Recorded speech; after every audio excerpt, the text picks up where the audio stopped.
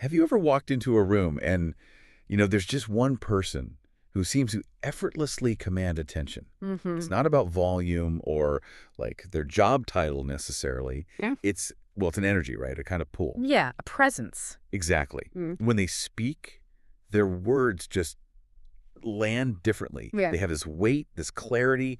Others might say similar things, but it doesn't quite hit the same. Right. You find yourself listening, feeling inspired, maybe even wanting to follow their lead.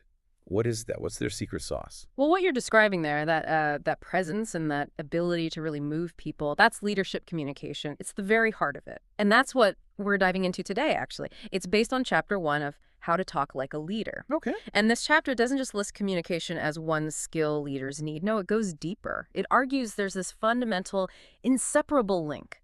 Effective communication is leadership, essentially. That's the core idea. Right. So our mission today for this deep dive is to really unpack that. Why isn't communication just a tool leaders use? Why is it? But why is it leadership itself? We're going to explore how understanding this can, frankly, transform your own ability to inspire people, to guide them, and just make sure your words actually land and make things happen. Whether you're officially the boss or just, trying to get things done day to day, you should walk away seeing your own influence in a new light. Definitely. So let's start with maybe a common idea. When you hear leader, what pops into your head? Is it the corner office? Yeah. The CEO title? A certain rank? Yeah, the traditional view. Or is it something else, something more, I don't know, intrinsic? What really defines a true leader beyond just being the person in charge?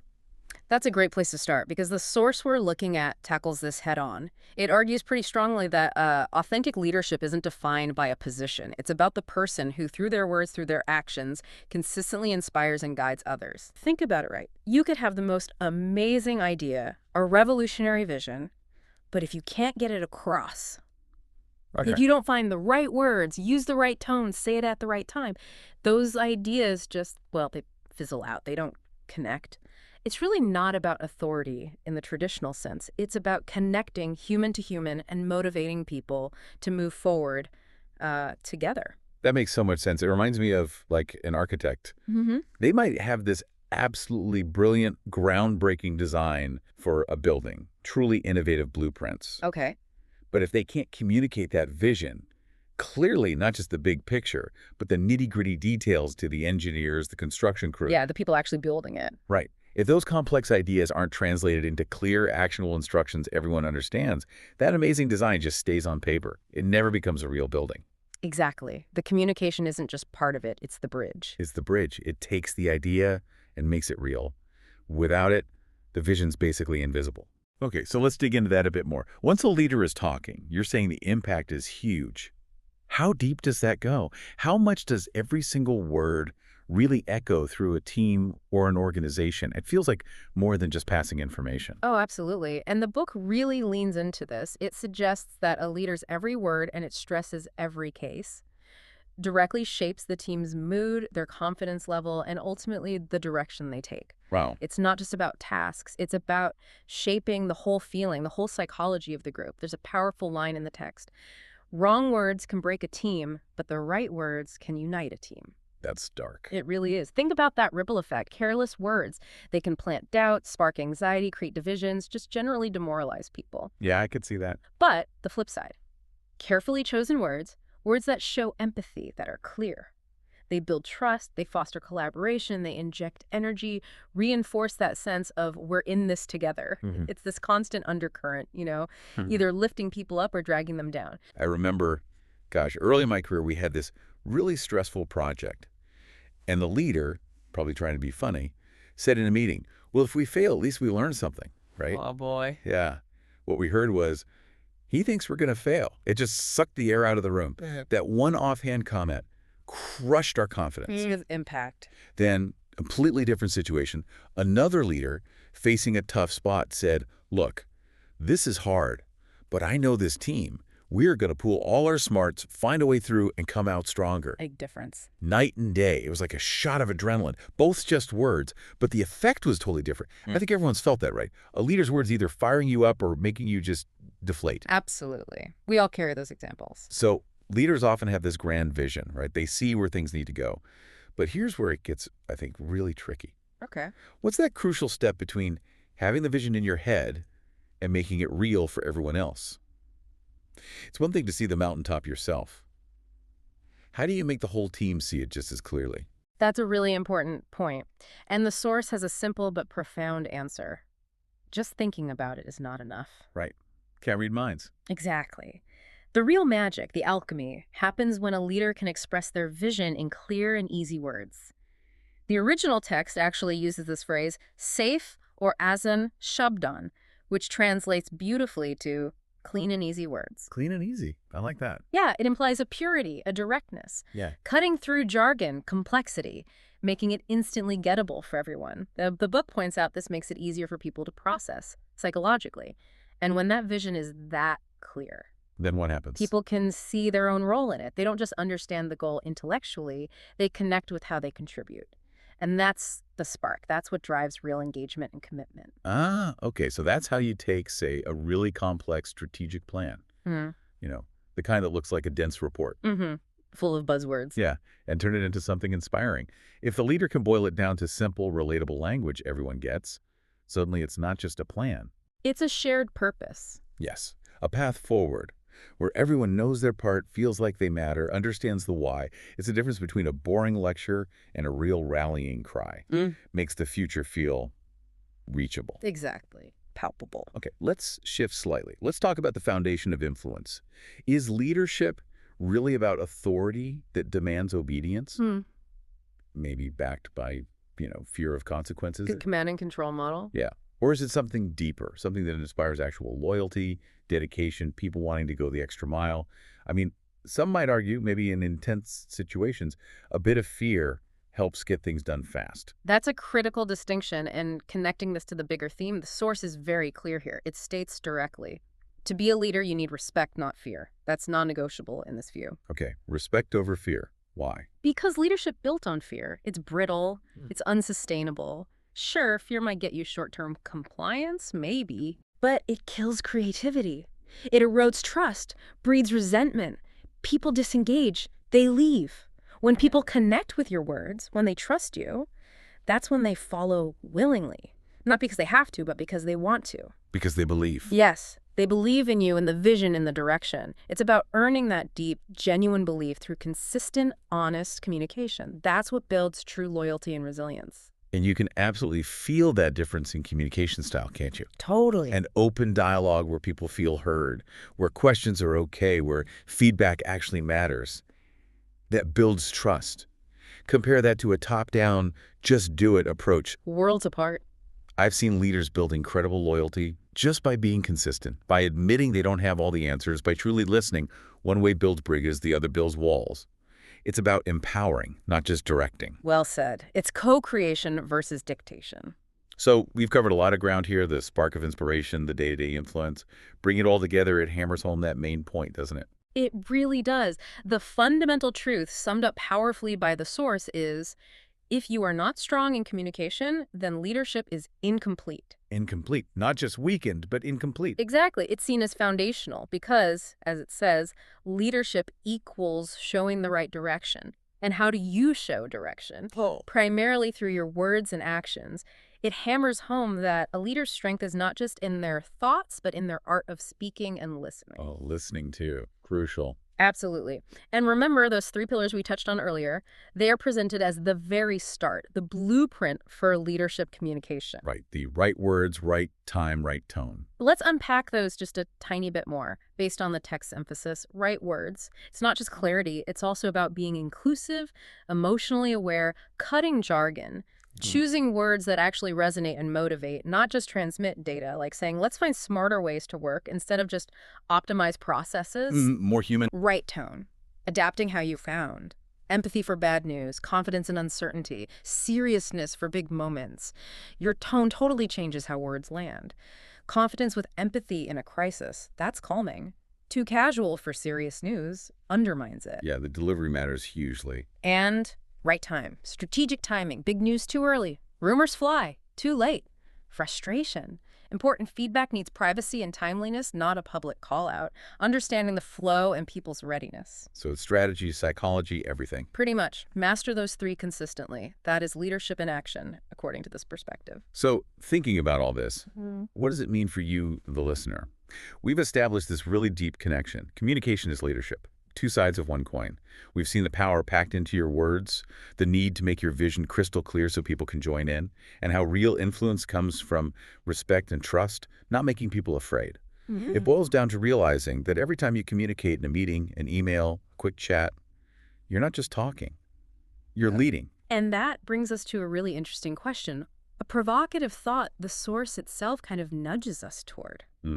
What's that? Is focusing only on the right words, right tone, right time enough? Is that the whole picture for leadership communication? Or should we also be thinking hard about our nonverbal cues? You know, body language, eye contact, gestures, our overall presence. The unspoken stuff. Exactly. How much do those things amplify or maybe even contradict the words we're saying? Words are vital, but what about the rest of the message we're sending? That's a fantastic point to chew on. So, as you go about your day, whether you're officially leading a team, working with colleagues, or even just talking with family and friends, maybe take a moment, reflect on your communication. How are you actually coming across? What impact are your words and, your presence really having? And how are you leading in those big moments and in all those small everyday interactions where your influence truly shows up? All right, let's jump right into a fascinating deep dive today. We're exploring what truly makes a leader stand out. Yeah, that's certain something. Exactly. You know that feeling, right?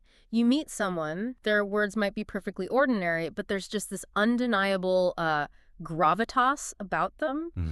You instantly feel, wow, this person is a true leader. It's almost instinctual. It is. And it's not just what they say, but everything else, that communicates their message.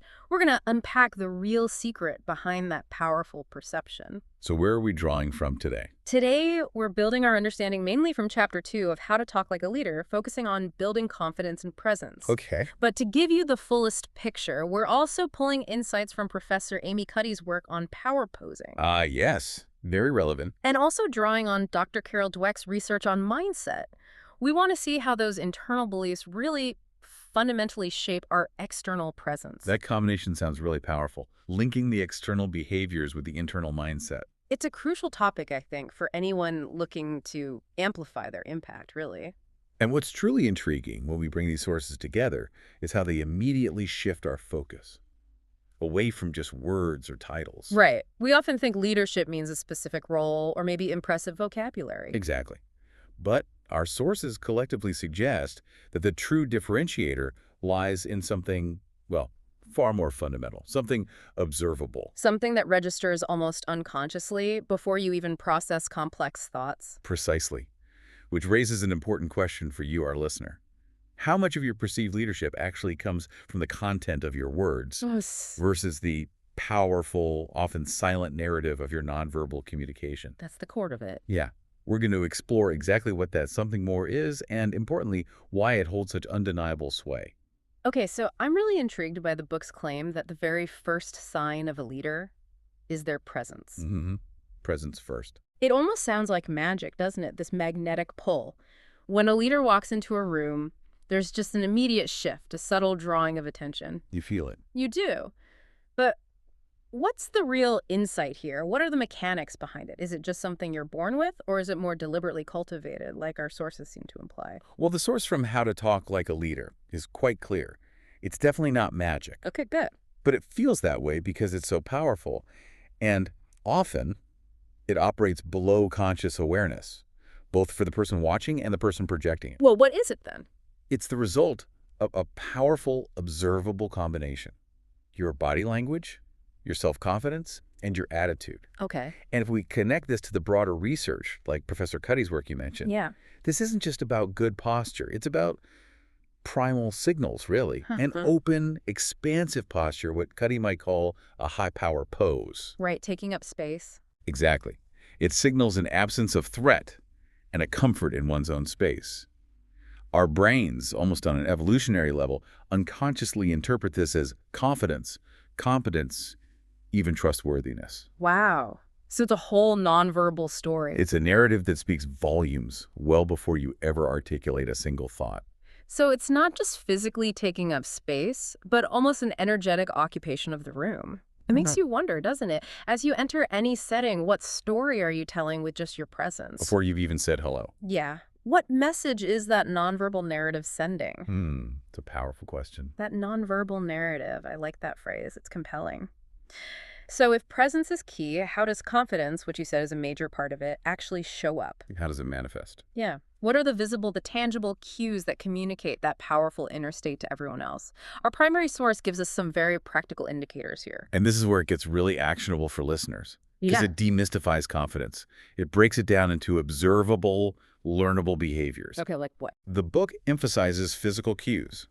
Holding your head high, shoulders straight, and maintaining eye contact. The classes. They are classics for a reason. They aren't just politeness. They're direct, nonverbal signals of self-assurance.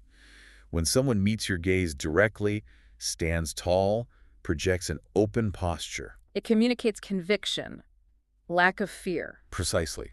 But what's truly powerful here, and maybe a point often missed, is that true confidence isn't about hiding nervousness. It's about handling it. Ah, okay. That's a key distinction. It is. This subtle distinction, which we see echoed in psychological research, acknowledges that everyone experiences apprehension.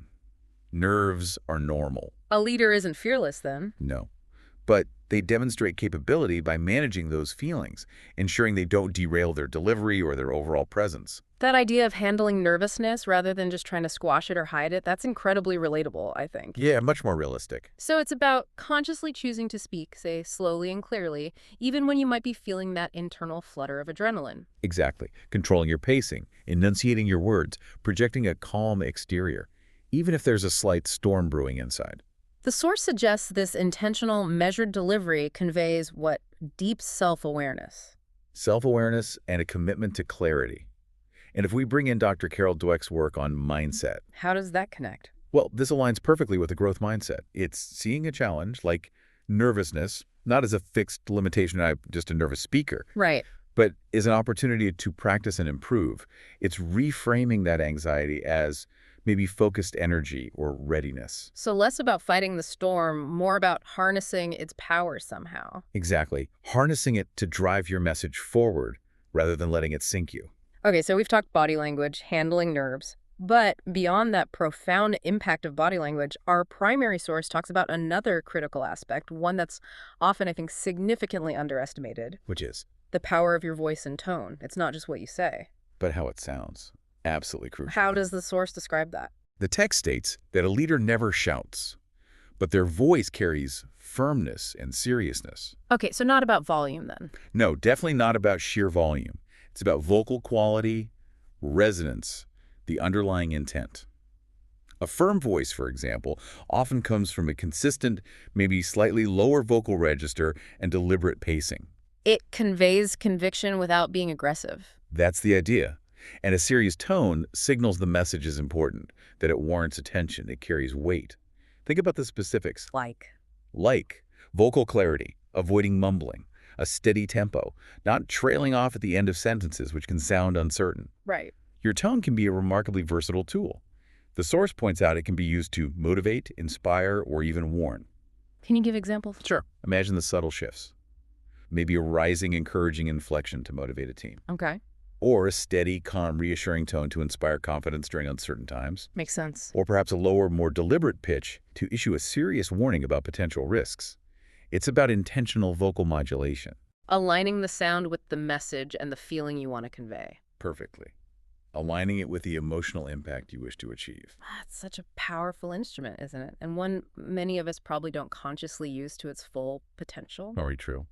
So for our listeners today, as you consider what we've discussed, how aware are you of the subtleties in your own voice? Good self-check. Have you maybe experimented with how the pitch or the pace or the inflection you use might be impacting your message, perhaps even more than the words themselves? It's a skill. like any other. And once honed, it could amplify your message exponentially. Definitely. Okay, so bringing all these elements together now, the deliberate body language, the confident demeanor we talked about, the intentional use of voice and tone, All the pieces. our deep dive makes a very strong, cohesive claim here. Presence equals respect. Simple equation, careful meaning. It suggests that when your body language and your voice are aligned and they project that right combination of confidence and purpose, people don't just hear you. They believe you. Yes, it's a much deeper level of engagement than just, understanding the words. And this connects directly to the very foundation of leadership. The source emphasizes that this belief, this deep-seated respect, is the foundation of true leadership. So it's not just about giving information. Not at all. It's not merely about conveying information or giving directives. It's about building an unshakable sense of credibility and influence through your entire demeanor. How so? Well, when you consistently project confidence and presence through these nonverbal and paraverbal cues, the voice stuff, you are actively inviting trust. You're signaling reliability, competence. Yes, and a calm assurance that inspires others to follow, to really internalize your message and maybe even act upon it. And the opposite is also true, right? If your words say one thing, but your body or tone says another. The message crumbles. People instinctively trust the nonverbal over the verbal when there's a mismatch, a misalignment. It feels inauthentic. That's profound, that people aren't just processing your words logically, but they're reacting emotionally, instinctively to your whole presentation. Your credibility is constantly being judged by your presence. Wow. So our listener, think about this. How does your current presence contribute to the level of respect you command? In work, in your personal life? Is there maybe a subtle gap between the respect you desire and the presence you currently project? Something to reflect on. Now, here's a truly empowering takeaway from our source, and it's one that aligns so well with Dr. Dweck's research on mindset that we mentioned earlier. Okay. The text explicitly states, confidence isn't born, it's learned. Ah, that's huge. It really is. This is fantastic news because it completely dismantles that idea that leadership presence is some innate, unchangeable trait reserved for a lucky few. It's not fixed. No, it means we can all improve. We can all actively cultivate these powerful qualities. And this is critical because it moves us from just theory or aspiration into practical application, into action. Does the source give us steps? Yes, it provides concrete methods for how to strengthen your presence. Clear, actionable steps. Public speaking, mirror practice, or speaking in small groups. Okay, let's break those down a bit. Sure, these aren't just vague suggestions. They're deliberate, repeatable exercises. They're designed to help you consciously build and refine your nonverbal communication and your vocal delivery. So, public speaking. Forces you to confront nervousness head-on, right? And practice projecting your voice and presence to an audience. It reinforces those power poses we talked about, but under pressure. Okay. And mirror practice. That gives you immediate visual feedback on your body language, your expressions. It helps you refine posture, gestures, eye contact. You can spot and correct those subtle misalignments yourself. Makes sense. What about small groups? That offers a lower stakes, maybe more forgiving environment to experiment with these skills. You can build comfort and confidence gradually. Like building a muscle. It's exactly like building a muscle. This whole approach truly reframes leadership presence as a skill. Something developed through consistent, intentional effort.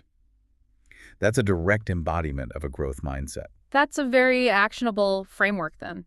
For our listeners, as you reflect on what we've discussed today, where do you see the most immediate opportunity to practice these skills? Maybe this week? That could be good. No, perhaps it's just observing your posture during your next virtual meeting, or intentionally varying your tone in a daily conversation, or even, spending a few minutes in front of a mirror practicing that confident stance. The key, as all our sources emphasize really, is to start small. And consistently build that presence muscle. Yep. So wrapping this up, what does this all mean for you as you move forward? This deep dive drawing on How to Talk Like a Leader, Amy Cuddy's work, Carol Dweck's insights. It's shown us that a leader's true presence doesn't hinge on their degree, or a specific title, or their position in a hierarchy. It comes from something cultivated. Exactly. It stems directly and powerfully from their cultivated confidence, their intentional voice, and their conscious body language. These are the elements that create that undeniable magnetic pull we talked about right at the beginning. And if we connect this to the bigger picture, mastering these elements of nonverbal communication, understanding the psychology behind them, and really embracing the idea that they're skills we can learn. Yes. This allows your message, whatever it is, to land with far greater impact and authenticity, Yeah. regardless of your role or the context. It's about truly embodying your leadership. Yes, making your internal conviction manifest externally, ensuring your entire being communicates the gravity and importance of what you have to say. When you align that internal belief with your external presence, Your influence becomes profound. that's the potential. Okay, this deep dive has given us so much to think about. Definitely Right. a lot to practice and integrate into our own approach. But it also raises an intriguing question for you, the listener, to maybe ponder as you reflect on your own leadership journey. We've focused heavily today on projection, on presence. On sending signals outward. Right. But are confidence and presence alone enough for a leader? Or should a leader also be an exceptional listener? An interesting counterpoint. Something to mull over as you continue to build your leadership foundation. Welcome to the deep dive. We take insights, sources, and distill them down into knowledge you can actually use, trying to give you that aha moment without, all the usual information overload. Today, we're plunging into something really fundamental in leadership, but honestly, often pretty undervalued, maybe even seen as just a soft skill. We're talking about the art of listening. When you picture a great leader, it's often someone, charismatic, right, giving these powerful speeches. But our source material today, it really challenges that. It suggests something, frankly, much more powerful. Yeah, it's fascinating, isn't it, how much focus goes on speaking. Our source, Listening Like a Leader, the power of active engagement, puts it really well. It basically says sometimes silence, just listening, is way more powerful than talking. So our mission here in this deep dive is to really unpack that. Why is active listening not just, polite, but actually a core strategic skill? We want to give you a shortcut to understanding how profoundly it can impact your leadership and even your team's whole culture. Okay, let's get into it because it feels almost, basic. Just listen. Yeah. But you're saying, and sources suggest, it's much deeper than just like hearing the sounds, what's really going on. Why is it so critical for building things like trust and connection? That's a great question because, the simple answer, it's polite. It totally misses the strategic point. When a leader genuinely listens, they're doing more than just taking in words. They're sending a signal. That signal is, your voice matters. You have value here. It creates this little bubble of psychological safety. Ecological safety, okay. Yeah, think about it. Our brains are always scanning, are we safe or is there a threat? When a leader actually leans in, looks you in the eye, processes what you're saying without jumping to judge, that signals safety. Subconsciously, often. Right. It tells the team member, hey, it's okay to bring your ideas here, even the messy ones, the ones you're not sure about. Wow. They won't get shut down immediately. And our source really emphasizes it's not just about the words, it's picking up on the emotion behind the words. The concerns, the excitement, maybe even frustration that isn't being said directly. So you're tuning into more than just the data points. Exactly. And that deeper attunement, it lowers the fear factor for the team member, allows them to show up more authentically. And that's the bedrock. That's where real trust and strong team bonds come from. So it's less about just gathering info and more about actively creating a safe space through listening. That's a big shift. It means listening isn't passive, it's an action. It builds the environment. Precisely. It's about being present with intention, signaling that safety. That's where the magic starts. Okay, and to really get that, we probably need to be clear about what we mean by listening because, we all hear stuff all day long, office chatter, background noise. It's not it, right? There's a key difference here. Can you walk us through passive versus active listening? What sets a leader apart? Absolutely. And the difference is huge. It really comes down to cognitive engagement, passive listening. That's like your brain on autopilot. Sounds come in, sure. But the thinking part of your brain, the prefrontal cortex, it's mostly checked out. Like having the radio on but not really hearing the song? Exactly like that. You might catch bits, but the meaning, the context, the feeling, it just washes over you. Your mind's already on to the next thing or figuring out what you want to say. Active listening, though, that demands your full attention. Cognitively, emotionally, it's deliberate, focused. You're actively trying to understand, to build meaning from what's being said. So what does that look like in practice?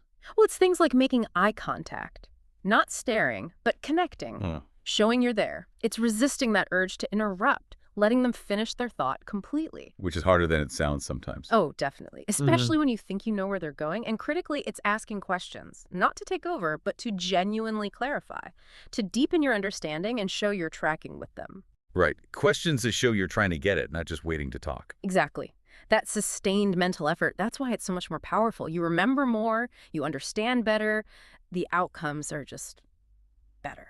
That really nails it. It's not just behaving differently, it's thinking differently.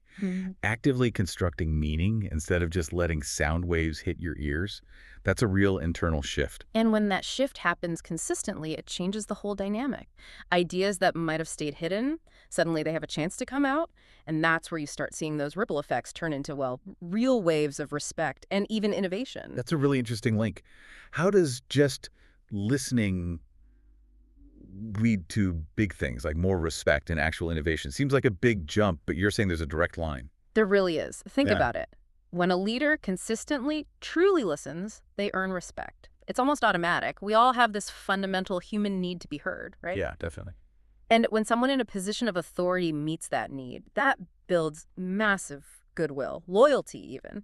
Okay, so respect is the first outcome. Right. And that respect isn't just nice, it creates an environment, an open one. Team members start to feel safe sharing not just the polished ideas, but the rough ones.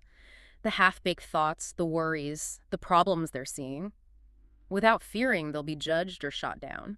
So people are more willing to be vulnerable with their thoughts. Exactly. Imagine a junior person notices something small, a weak signal maybe about the market, or a process that isn't quite working. If they think the leader will actually listen, really listen and consider it, they're much more likely to bring it up. Instead of just thinking, they won't care, or it's not my place. Precisely, and that openness, that's fertile ground, that's where new solutions come from, where innovation happens. Active listening lets leaders catch those dormant ideas, connect dots maybe others haven't seen.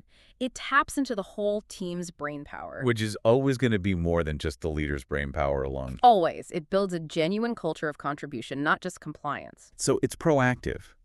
Listening well doesn't just fix today's problems. It helps you spot tomorrow's opportunities and prevents future issues by creating that open feedback loop. It's like an early warning system and an idea generator just by paying close attention. You got it. It empowers everyone to contribute to where things are going. Okay, so if listening builds trust, sparks innovation, earns respect, what does this mean for a leader's actual, power, their ability to lead effectively? How does listening translate into real strategic strength, especially now when things change so fast and are so, uncertain? All right, let's connect it to the big picture. The more a leader listens, the more information they gather. Not just raw data, but insights, context, deeper understanding, this accumulated knowledge. It's arguably their biggest strategic advantage. Like having better intel. Exactly. Yeah. Think of a pilot in bad weather. They need constant, accurate feedback from their instruments, from air traffic control. Without it, they're flying blind. A leader who doesn't listen, they're kind of making decisions in the dark. They miss the nuances, the hidden risks, the quiet opportunities bubbling up. Our source really hammers this home. A leader's core strength is making the right calls at the right time. And in this crazy VUCA world, volatile, uncertain, complex, ambiguous. You just can't do that effectively without a solid foundation of deep listening. It's impossible. Listening helps you grasp complexity, understand different viewpoints, see the subtle shifts happening. It gives you context, foresight. Things you definitely wouldn't get if you were just broadcasting your own ideas all the time. No way. A top-down, speak-first approach misses so much. Listening is the fuel for smart strategic decisions. It ensures you're making not just fast decisions, but the right ones for the long haul. Wow. That really reframes it. Listening is the ultimate intelligence gathering tool, giving you the foresight to navigate the fog. It's less about having all the answers yourself. And more about knowing how to find them by tapping into the insights all around you. And then, knowing what to actually do with all that collective intelligence. Exactly. That's the leadership piece. This has been super insightful. It really shifts the focus from the leader as speaker model. But okay, for everyone listening, wanting to put this into practice, what are some concrete things, real actionable steps a leader can take, maybe starting today, to get better at this active listening stuff? Yeah, practical steps are key. And the source offers some really good ones. They sound simple, but they're powerful if you actually practice them consistently. First, and this seems so obvious, but we all fail at it, put distractions away. The phone.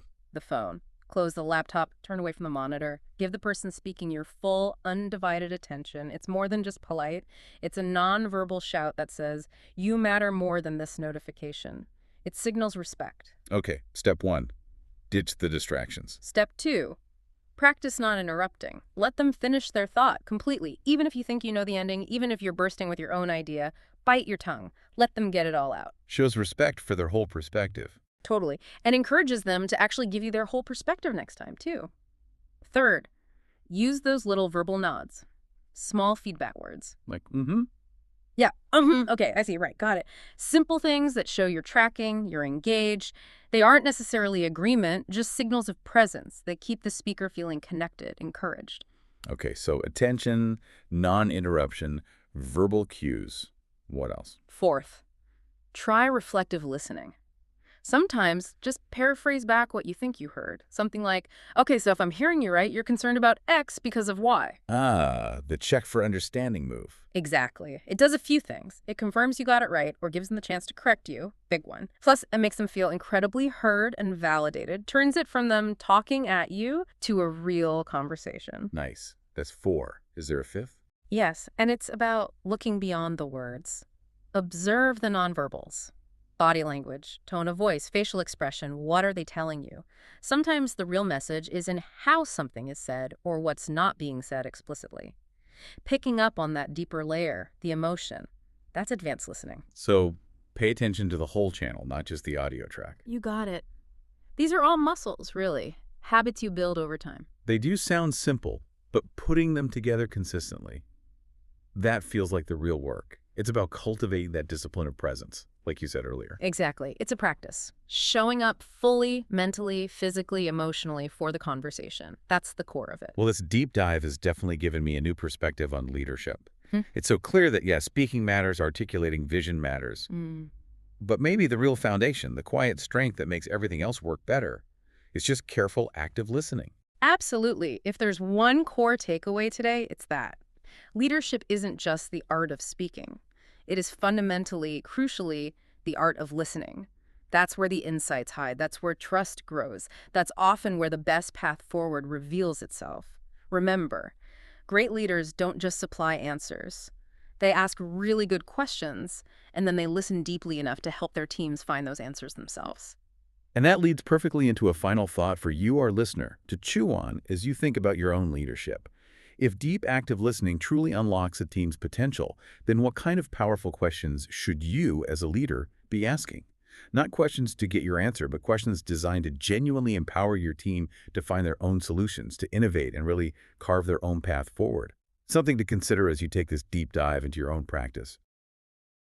Have you ever been in that meeting, feeling like you absolutely have to have all the answers? That pressure to be the one with the perfect solution. It's such a common leadership trap, isn't it? We often think, okay, expertise means giving the answers.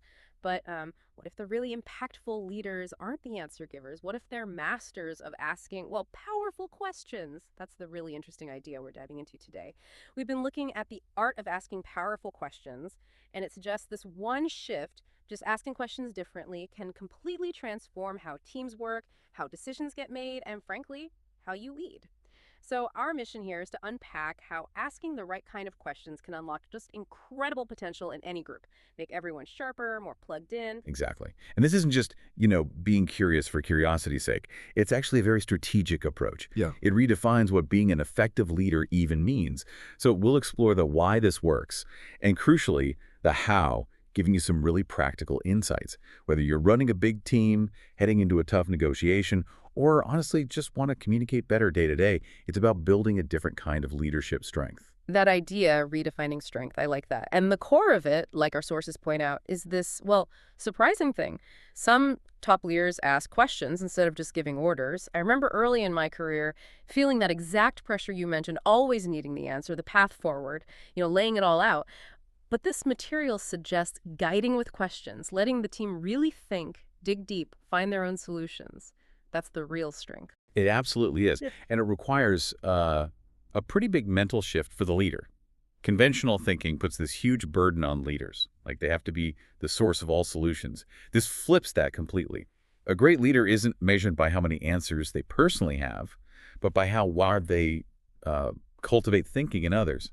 By asking those insightful questions, you empower people. They use their own brains, make smart decisions, and, this is key, they become way more independent and confident. It moves you away from that old command and control model towards real empowerment, which, in the long run, makes a whole team more resilient, more adaptable. Imagine the weight off the leader's shoulders, too, while everyone else steps up. That makes a lot of sense, yeah, spreading the thinking around. But I can almost hear people thinking, okay, but what if my team doesn't know? Or their ideas aren't, well, great. Does the material cover how you guide without just jumping in with the answer then? Like, is there a risk? If you only ask questions, things might slow down. Or the team gets kind of bogged down trying to figure everything out. That's a fair point, definitely a common concern. And the sources are clear. This isn't about being totally hands-off. It's about facilitating discovery, not abandoning ship. If a team's genuinely stuck, a leader might ask a question that reframes the problem or points them in a slightly different direction, something like, what assumptions are we making here that might be boxing us in? Or maybe, if we looked at this from the customer's angle, what changes? Hey. It's still a question, but it gives a gentle nudge. The goal isn't just any answer, it's finding the best one together. Yeah. And about efficiency, yeah, it might feel a bit slower at first. But the long-term benefits, innovation, buy-in, team skills, they massively outweigh any short-term lag. It's really an investment. Okay, an investment in capability. Yeah.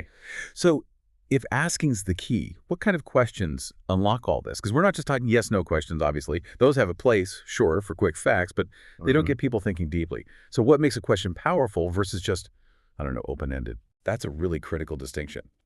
Powerful questions, as the sources frame them, aren't just for pulling out information. They're designed to provoke thought, to challenge assumptions, open up new ways of seeing things. They make you reflect, explore beyond the surface level. They're crafted, really, to shift perspective and spark creative solutions. Ah, okay. So it's the intent behind it, not just the grammar. The material gives some great examples. Instead of just asking, is this method working?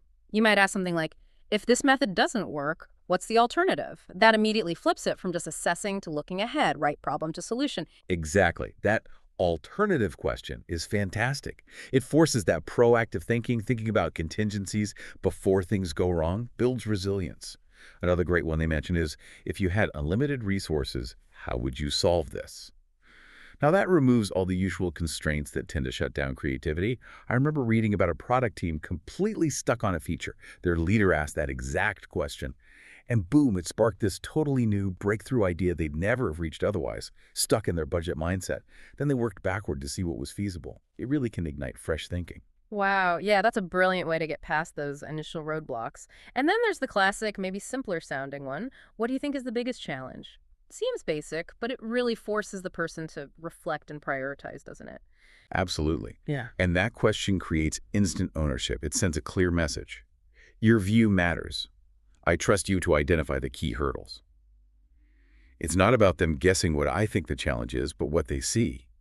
And that can reveal blind spots the leader might totally miss. These kinds of questions, they don't have one right answer. They demand real engagement. They boost creativity, problem solving, and maybe most vital, they instill this deep sense of ownership and personal responsibility. When you, as part of the team, get asked these kinds of thought-provoking questions, you're not just executing orders anymore. You're instantly part of finding the solution. Okay, I'm sold on the value of ownership, but back to that practical point, isn't there still a risk? If leaders always ask, never direct, could that lead to, analysis paralysis or just wearing the team out? How does the material suggest balancing that empowerment with keeping things moving? And does this asking approach work best in certain situations, or is it pretty universal? Another excellent, really practical question. The sources definitely emphasize this isn't an all-or-nothing deal. It's about shifting your default approach. Of course, there are times for clear direction. A crisis, for example, or highly standardized tasks where speed is everything. The real art is knowing when to ask versus when to tell. A good leader reads the room, knows their team's skills, understands the context, and scalability. Yeah, the principles work broadly, from small teams to huge organizations, but how you do it might change. In a small team, it can be very personal, very back and forth.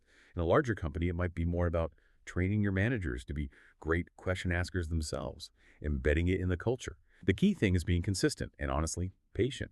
It takes time for a team to build confidence in this different way of working. That makes sense. It's a cultural shift, too. And this leads right into a really crucial distinction. The material draws out the difference between, let's call it a boss, and a true leader. I've definitely seen that boss style, do it this way, here's the plan, go. And sometimes, yeah, it feels efficient right then. But the vibe it creates, usually just compliance, not real buy-in. That's it, exactly. The boss operates by telling, by commanding. Their Yeah. communication is prescriptive, what to do, how to do it. But the leader, using these principles we're talking about, asks, what do you think is the best way forward? It sounds like a small shift in words, but it signals a massive difference in philosophy. The boss makes followers. Yeah. The leader creates more leaders. And the long-term effect of that seemingly small difference is huge, isn't it? Connecting it to the bigger picture, that shift from telling to asking is what makes people genuinely want to follow, want to contribute, not just tick boxes. It's about giving people choice, valuing their input. And that builds trust, real motivation. Absolutely. Just think about the psychology. When you're told what to do, your own problem-solving circuits kind of power down a bit. But when you're asked how you tackle something, your brain lights up. You start connecting ideas, exploring options. It fundamentally changes the whole dynamic. It's not command and control anymore. It's collaboration, contribution. Team members feel like their perspective actually matters, which leads to stronger, more innovative solutions. And crucially, they own that solution more because, hey, it was partly their idea. That feeling of agency. It's massive for morale, for keeping good people, even for the quality of the work itself. Okay, this all sounds incredibly valuable, but let's get practical for everyone listening. What are the first concrete things, maybe specific questions they could try incorporating, like tomorrow, to build that kind of collaborative space? How do you actually do this day to day? The sources give some really clear, actionable tips that make it feel less abstract, more doable. Great question to bring it back down to earth. The material really highlights 3 core things for effective questioning. First, keep questions short and clear. Long, rambling questions just confuse people. And frankly, they often show the asker hasn't fully clarified their own thoughts. Simple, direct language respects everyone's time and brain power. Second, and this is vital, questions must be focused on solutions, not blame. If your question even hints at whose fault is this, people instantly get defensive. Creativity shuts down. Instead of who dropped the ball, you try, okay, what steps can we take so this doesn't happen again? See the difference. It moves towards constructive action. That solution focus is huge. I know I've fallen into the blame trap before, and yeah, it goes nowhere good. Okay, so short and clear, solution focused. What's the third pillar? The third, and maybe the most important piece. When someone answers, you have to genuinely listen without interrupting. Asking the powerful question, that's only half of it. The other critical half is creating the space where answers are truly heard, respected, considered. Think about it. If a leader asks a great question, but then cuts the person off, looks dismissive, or immediately points fingers, it completely undermines the whole point. It kills the very thinking and ownership you are trying to spark. Destroys trust, destroys that feeling of psychological safety. Right, that psychological safety thing again, making it okay for people to share honest, maybe even half-baked creative ideas. But let's be real, sometimes you ask and the answer you get, well, it might not be the best one, or it's incomplete. How does a leader handle that without just shutting the person down for next time? You can't just accept a flawed idea, but you also don't want to discourage them from ever speaking up again. That's where the leader's skill really shows. The sources suggest using another gentle, curious follow-up question, not a blunt contradiction. So if someone throws out an idea you see a flaw in, instead of saying, no, that won't work because, you might try something like, okay, that's an interesting angle. What things would we need to consider if we tried to scale that across the whole department? Or maybe, and what could be some potential downsides of that approach we should think about? You're not saying you're wrong. You're inviting them to think more deeply, to consider other factors. It becomes about refining the idea together, not just shooting it down. It builds their critical thinking over time, too. That's brilliant, guiding them to sharpen their own thinking. Okay, so we've really dug into the art of asking powerful questions. It seems clear leadership isn't about having all the answers ready to go. It's much more about mastering the art, maybe the craft, of asking the right questions. It's a big shift from being that directive boss to being an empowering, thought-provoking leader. Precisely. Yeah. This approach, it empowers teams to think better, to grow, to even step up into leadership roles themselves. It fosters this culture of creativity, shared ownership, real confidence in making decisions. It's genuinely a profound shift in how we can tackle problems and work together, building capability that really lasts. So imagine this. You've asked those powerful questions. Your team has come back with some fantastic insights, potential solutions. They're engaged. This leaves us with maybe a final provocative thought for you to take away. How do you then take those answers, the solutions your team helped create, and use them to truly motivate and inspire action? Because getting the ideas is one thing. Translating that into sustained drive, into passion, into that collective push to make it happen. Well, that's a fascinating next level to think about as you start using these questioning techniques yourself. We really hope this deep dive gave you plenty to consider and maybe try out. Have you ever noticed how some people speak and their words just, I don't know, they land differently? It's like it goes beyond just hearing them. It actually shifts how you think, maybe how you act afterward. Yeah, absolutely. Resonance. Exactly. That's the sort of unseen power we're exploring today. Welcome to the deep dive. So today, we're really getting into the weeds on communication and leadership, specifically this idea of inspiring and motivating people just through your words. Right. A fascinating area. We're pulling insights from this chapter called Inspiring and Motivating Through Words. It's part of a bigger work on, well, how to talk like a leader. Our mission here is to kind of pull out the key strategies, those little shifts in language that make speech impactful. Basically, give you a shortcut to harnessing some of that magic yourself. Sounds great. Okay, so when we think leader, often the image is, someone giving orders, setting the plan, the boss. Director, yeah. Setting strategy. Right. But the material we looked at suggests there's something deeper, a more maybe profound role in communication. What's the real essence there? Well, that's a really key point. It's not just about direction, like you said. What's really fascinating is how the source frames it. A leader's words are meant to inject energy and That's confidence, Reggie and confidence. especially when things get tough, right? When a team hits a snag or morale is low, it's the leader's words that need to provide that strength, that sort of resilience to stand up and keep moving. So less about the what and more about the how, the feeling. Exactly. It's about being a wellspring of resilience through language, combating that feeling of, ugh, this is too hard. Yeah, that makes sense. Think about it yourself when you're facing a challenge. What works better? Just a list of tasks. Or that encouragement that makes you feel like, okay, yeah, we can actually do this. Right. It's a different kind of fuel. Hashtag tag tag two. The transformative power of positive language. Okay, so building on that energy idea, let's unpack this a bit more. The source highlights how just choosing your words carefully can really change team morale. There was a specific example, wasn't there? Yes, and it really gets to the heart of framing challenges. It raises this important question, like, how do we talk about difficulty? So a simple statement, maybe seemingly factual, like, this is difficult. Seems straightforward enough. Right. But the source says it can actually weaken the team. It kind of validates the struggle maybe too much, making it feel permanent. Okay, so what's the alternative? What's fascinating is the psychological shift when you rephrase it slightly. Instead of just, this is difficult, you say something like, yes, this is difficult, but together we can solve it. The but. Exactly. That little conjunction changes everything. It acknowledges the reality, which is important for trust, but then it immediately pivots to possibility, to collective action. Together, we can solve it. It injects agency then. Precisely. Agency and collective efficacy. Belief in the group. It shifts from just stating a problem to framing a challenge that can be overcome. It's like opening a door instead of just pointing at a wall. Yeah, I can almost feel that difference just hearing you say it. It's not denial, it's empowered acknowledgement. Makes you wonder, doesn't it? Think about a time maybe you heard a similar rephrasing.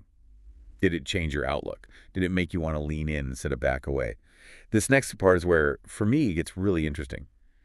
Because it's not enough to just, state the company vision, right? Our goal is X. Right. That can feel very abstract, very corporate. Yeah. So how do leaders make those big goals actually resonate? Make them feel personal, emotional, something the team can really connect with? This is really where inspiration happens, when you connect the big picture, the vision, to people's own values, their aspirations, what they care about. Going beyond just the task itself. Exactly. Transcending the purely functional. The source gives a fantastic example of this. Instead of a leader saying, we are just building a product, which sounds pretty transactional. Yeah, very nuts and bolts. An inspiring leader might say something like, we are making people's lives easier. See the difference? Big difference. Yeah. Focuses on impact. Right. Impact. Human benefit. It taps into that deeper sense of purpose most of us have, wanting to contribute something meaningful. So it connects the work to a why that matters to the individual. Precisely. Or instead of hit these sales numbers, it might be we're helping more businesses thrive, or we're empowering families. Yeah. It aligns the organizational goal with something personally motivating. It turns a target into like a shared mission, something people want to get behind. That's powerful because it changes the whole narrative. It's not just what you're doing, but why it matters. Think about when you felt really connected to a goal. Was it the task list? Or was it that deeper why, that feeling that it mattered? Usually the why. That's what drives sustained effort, I think. #tag for OPC. The enduring magic of stories and motivation. Okay, let's talk about stories. Yeah. We all kind of know this intuitively, right? Facts fade, numbers blur. But stories stick. Exactly, they stay with us. The source material really emphasizes this for leaders. Why? Why are stories such a potent tool for motivating people? Well, what's fascinating here is it taps into how our brains are fundamentally wired. Facts engage the analytical parts, right? Logic. But stories engage much more. How so? When you hear a good story, your brain kind of lights up differently. You experience something called narrative transportation. You're not just processing information, you're almost living the story. Emotion, experience centers, they all get involved. So it's a deeper kind of processing. It's much Yeah. deeper. It means the message isn't just understood, it's felt. It gets embedded in a way facts rarely do, and the source is clear. Even a small inspirational story, it can motivate a team for ages, years potentially. Wow. So storytelling isn't just a nice to have. Oh, not at all. It's a core leadership skill, according to this. It's crucial for embedding messages, building that shared understanding, making abstract ideas feel real and tangible. Like sharing a past success or a customer's experience. Exactly. Or even a personal story of overcoming something. It creates connection. It makes the vision feel human, achievable. It bypasses the logic filters and goes straight for the heart, in a way. Just think about a story that really changed how you saw something or motivated you. That power is undeniable, isn't it? #5. The everyday impact of recognition and appreciation. So often, we think motivation comes from the big things, the big speech, the bonus, the award ceremony. The grand gestures. Yeah. But our source points towards something, well, smaller, more frequent, more everyday. Yeah, It suggests it's not always about those peak moments, is it? that's a really important question it raises. Where does sustained motivation actually come from? Day in, day out. And the source is pretty clear that it doesn't just come from those big rah-rah moments, although those have their place. Okay, so where does it come from then? Often, it comes from small, consistent acts of praise and recognition, genuine appreciation. Just saying thanks. Basically, yes, Yeah. but sincerely. Simple words like, you did a great job on that, or I really appreciate how you handled that difficult client. These things seem small, but they have an outsized impact. They validate the person's effort, their skill. Makes them feel seen. Exactly. Seen and valued. It taps into that fundamental human need for acknowledgement. And the source suggests it can inspire people to double their effort. Really, double. Well, maybe not literally double, but significantly boost commitment and engagement. It's an incredibly effective motivator, but often overlooked. We get busy, we forget. But is there a risk here? Like, if the praise feels empty or just routine, does it still work? How does the source distinguish between real appreciation and just going through the motions? That's a great point. And yeah, the source implies authenticity is key. It's not just saying, good job. Empty praise can actually backfire, right? People see through it. Feels hollow. Genuine appreciation is specific. It's timely, and it shows you actually noticed what they did and how they did it. So instead of just good job, it's the way you analyze that data really clarified the issue for everyone. Or, I was impressed by how patiently you explained that complex process. Ah, so the specificity shows you were actually paying attention. Exactly. It shows you saw the effort, the skill involved. It's the difference between a pat on the head and, real meaningful affirmation. That's what builds that intrinsic motivation. That makes a lot of sense. That specificity. Think about the last time someone genuinely acknowledged your effort, like really saw what you did. Yeah. How did that feel? And what did it do for your motivation afterwards? It's often way more powerful than we realize. That simple, specific, heartfelt thanks. #key takeaway synthesis. Okay, so we've covered a lot of ground here, from energy and framing to vision, stories, and everyday recognition. If we try to boil it all down, what's a core insight?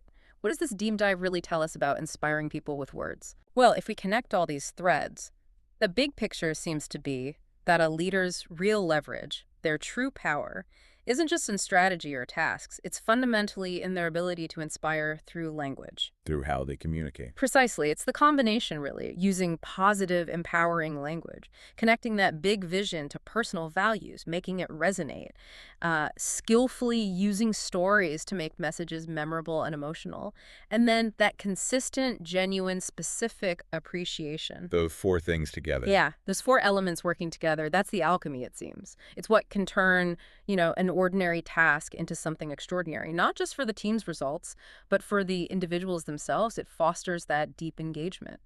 Hashtag, outro.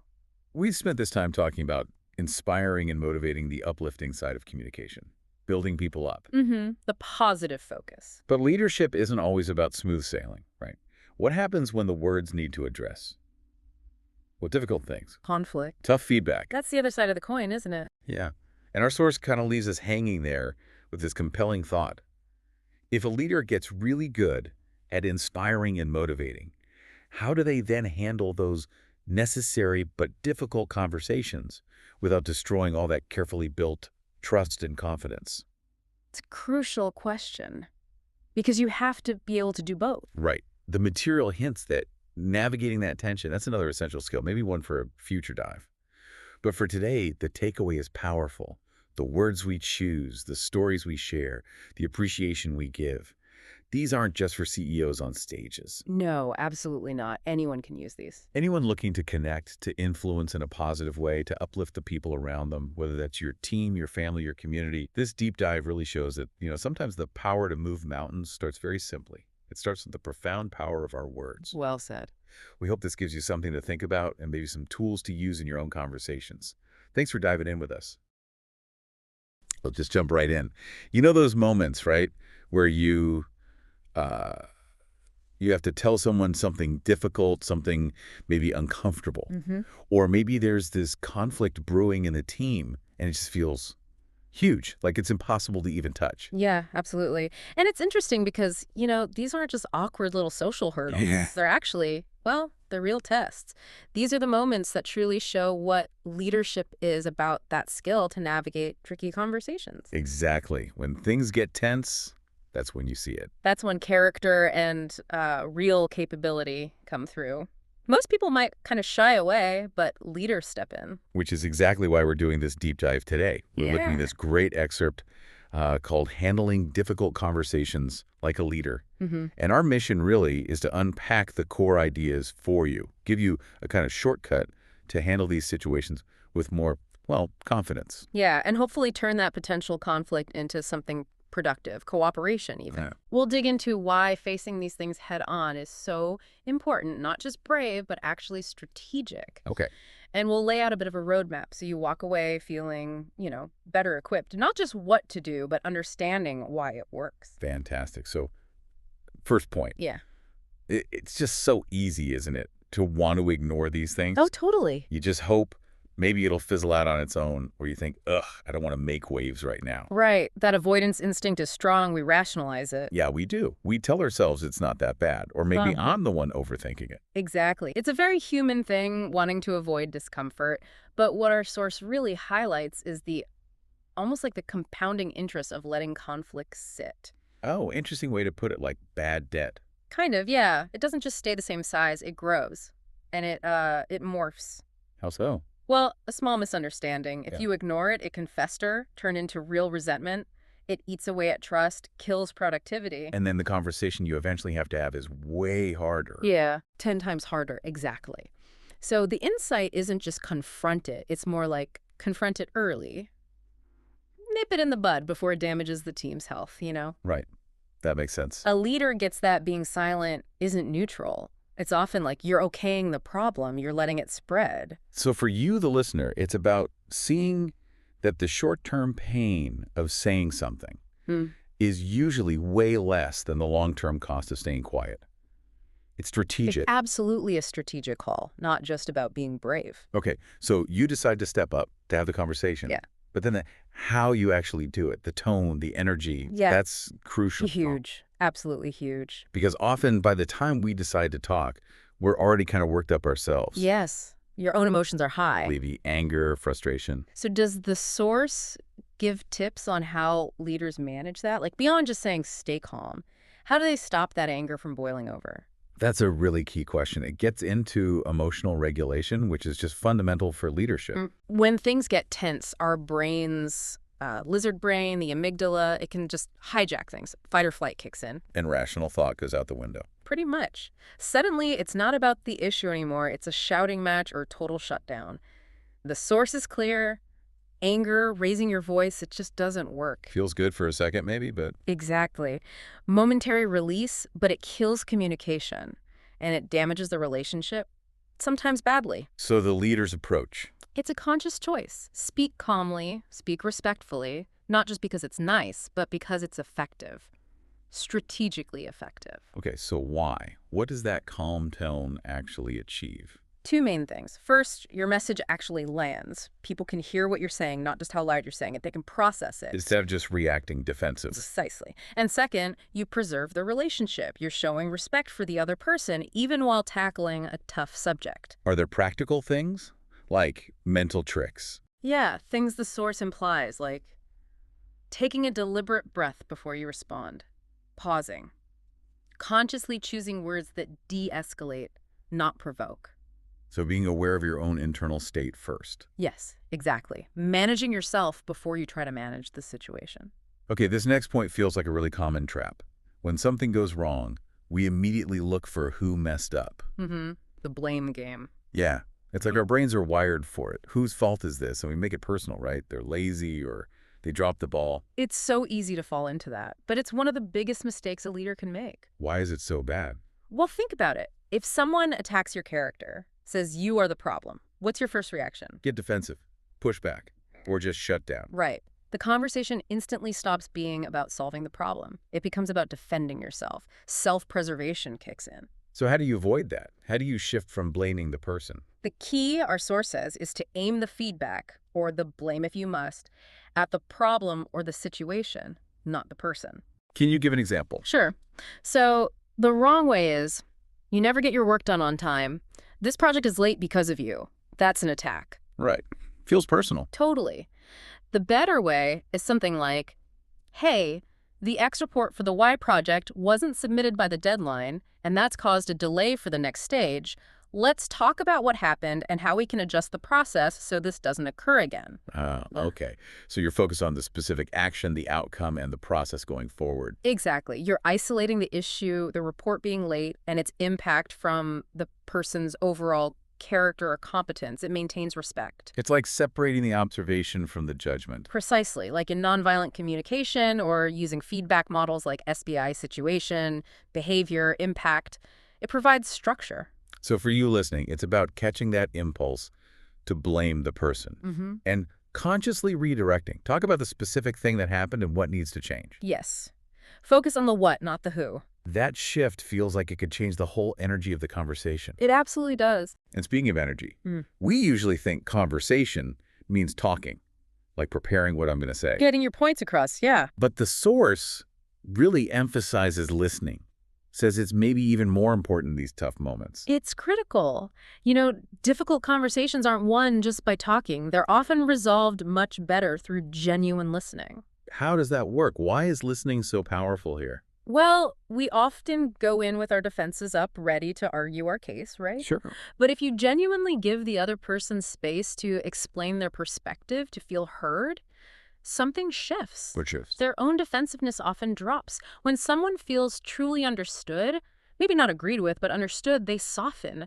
Their need to fight back lessens. Because they feel acknowledged. Exactly. They feel seen. And then they're much more open to actually hearing your side, to engaging with your perspective. So not passive listening, it's like active de-escalation. That's a great way to put it. It's a tool. It turns them from an opponent into a potential partner in finding a solution. How do you signal that you're genuinely listening? You can use phrases like, help me understand how you see this, or can you walk me through your thinking on that? And then actually listen. Don't interrupt to argue. Just absorb their reality first. It sounds almost counterintuitive because when things are tense, you want to talk more to make your point clearer. Right. But often, listening more is the key. Once they feel heard, the whole dynamic can change. Okay, so you've listened, you focus on the problem, not the person. But then it's easy to just keep talking about what went wrong. Yeah, getting stuck in the blame loop, rehashing the past. Who did what, why it happened. It can feel endless sometimes. Hmm. But you're saying a leader's focus is different. Absolutely different. Their focus isn't just on diagnosing the past, it's firmly on building the future. They steer the conversation away from blame and towards solutions. So less, why did this break?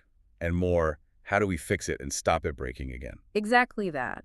Dwelling on mistakes without looking forward is, well, it's just unproductive. Like driving, staring only in the rearview mirror, right? Yeah, good analogy. So instead of endlessly discussing why the deadline was missed, a leader might ask, okay, given this happened, what system or process can we implement so it doesn't happen next time? Or, what support or resources are needed going forward? Yes, it's proactive. It shifts the focus from fault to future, from problem to resolution. And it empowers people too, right? They become part of the solution, not just the problem. Precisely. It fosters a culture of learning and improvement, not just finger pointing. So for you listening, the practical tip is to consciously reframe your questions. Move from why to how can we? What steps can we take now? How do we move forward effectively? That kind of language. Okay, so we've got confront, don't avoid, keep a calm and respectful tone, focus on the issue, not the person, listen deeply, and shift to solutions. That's a lot. It is a powerful toolkit. Is there one thing that kind of ties it all together? Like a secret sauce? Our source mentions one key ingredient, empathy. Ah, yes. Empathy. It's the glue, really, the lubricant that makes all these other techniques work smoothly. Define empathy in this context. Is it just feeling sorry for someone? No, not at all. It's not about agreement or pity. It's about the effort to genuinely understand the other person's perspective. Seeing it from their shoes. Exactly. Understanding their motivations, maybe their pressures, their fears, the context they're operating in, even if you fundamentally disagree with their conclusion or action. How does that help in a difficult conversation? When you can show that you've genuinely tried to understand their viewpoint, if you say something like, okay, I think I see why you felt frustrated given X, or it sounds like that was a really high pressure situation for you. Ah, so you reflect their perspective back to them. Yes. It builds an instant bridge. They feel seen, heard, respected, and that makes them far more receptive to hearing what you need to say. It lowers their defenses again. Significantly. Our source is clear. Empathy is what transforms conflict into cooperation. It turns a potential battle into a shared problem-solving effort. That makes so much sense. So bringing it all together then, the core message is, Don't avoid the tough stuff. That might feel easier short-term, but leaders step up. right, and they do it calmly, respectfully. Focusing on the issue, not attacking the person. Listening more than they might instinctively want to. And always, always steering towards solutions, not getting stuck in blame. All underpinned by genuine empathy. That's the formula. That's the winning formula. It takes practice, definitely courage, but it's incredibly powerful for building strong relationships and effective teams. So we've really unpacked how leaders handle these critical moments. From seeing confrontation as necessary, right through to using empathy to find solutions. Yeah, and these aren't, nice to have soft skills. These are core foundational leadership abilities for anyone wanting to lead well in any setting. Absolutely. Boardroom, team meeting, even at home, really. Okay, so as we wrap up this deep dive, let's think ahead. If a leader gets really good at handling conflict, at navigating these difficult conversations, what's next? That's a great question. And it connects to where our source material seems to be heading next. Well, once you can manage conflict, the next level is influence, right? How do you not just resolve issues, but actively persuade your team? Get them aligned with your thinking, your vision. Moving beyond fixing problems to actually inspiring action. Exactly, because that skill persuasion influence, that's what determines if people just nod along, or if they truly buy in and champion your ideas. That's what drives real progress. Interesting. So it's not just about stopping the negative, but creating the positive momentum. Precisely. How do you turn resolved conflict into shared purpose and forward motion? That's the deeper challenge. Definitely something to chew on. A great thought to leave our listeners with until next time. Keep exploring, keep learning, and keep leading. Have you ever noticed how some people they effortlessly rally everyone around them? Seemingly without ever, issuing a direct order. Their words just carry this certain weight, don't they? A kind of impact that makes people naturally align with their vision, almost like it becomes their vision too. Well, this isn't some mystical ability. It's really the profound mastery of persuasion and influence. Truly one of the ultimate arts of leadership. It's about connecting with people in a way that genuinely inspires them to act. And that's exactly what we're diving into today. That's our mission for this exploration. Yeah. We're going to really dissect the essence of this, well, critical leadership skill. We'll look at those often blurred lines, between real persuasion and some of the darker, more self-serving tactics. We'll try to understand the fundamental psychological foundations it rests on, and then dive right into the practical, actionable techniques you can actually use to become more impactful. Okay, so get ready. We're going to discover how true leaders move beyond just authority, how they connect, convince, and inspire, how they make their vision a shared journey. All right, let's unpack this right away then, because many people, I think, they often confuse persuasion with something a bit more, shall we say, coercive or even manipulative. There's this common idea that they're just different shades of the same thing. What's the crucial difference, especially for leaders? Yeah, that's an absolutely critical distinction. And the material we've explored, it really brings it into sharp focus. How so? Well, the key lies squarely in the intent and the outcome. Manipulation, at its core, it's driven purely by self-interest. Okay. Serving only the manipulator. Exactly. It serves only the manipulator, often at the expense of others, or maybe by subtly getting someone to do something that isn't really in their best interest just for your gain. Right. It's fundamentally about control. Genuine persuasion, on the other hand, that's fundamentally about mutual benefit. An authentic leader, they consistently choose persuasion because their goal is to create a positive outcome for everyone, for the collective. For the team, the project. Right. The organization, or maybe even just for a healthier conversation. It's about finding common ground, fostering understanding, and moving forward in a way that genuinely helps everyone involved. Okay, so it's not just semantics then. Not at all. This distinction isn't just ethical window dressing. It's like the very foundation of effective, respected leadership. Right. And sustainable leadership, too. Yeah. When you manipulate, sure, you might get immediate compliance, temporary stuff. Right. But you simultaneously just erode trust. People feel used, right? They feel controlled. But when you persuade with integrity, you build lasting impact. People feel respected, valued, and genuinely part of something shared. A shared success. Exactly. The research is very clear on this. You want to build enduring influence, not just snatch some fleeting agreement. That makes so much sense. It really is about the long game, isn't it? Yeah. And speaking of foundations, this is where it gets really interesting, I think. Because even the most brilliant ideas, the best crafted arguments, they won't go anywhere. They just won't land if people don't believe the messenger. Our analysis kept highlighting trust. Trust as the absolute bedrock of influence. You can have all the data, but without trust, it falls flat. Can you elaborate on that? Why is trust so non-negotiable? Absolutely. I mean, just think about it personally for a second. Without that foundational trust, any words you say, no matter how eloquent, how well structured, they'll just have little to no real impact. It's like trying to build something amazing on quicksand. Yeah, doesn't work. People won't commit their effort, their loyalty, or their discretionary energy if they doubt your motives or your competence or your integrity. People like Stephen Covey, they consistently point out trust isn't just a soft skill. It's actually a measurable accelerant. It speeds things up. Right, makes collaboration smoother. Definitely. And a lack of trust that imposes this hidden tax on literally every interaction. Everything becomes harder, slower.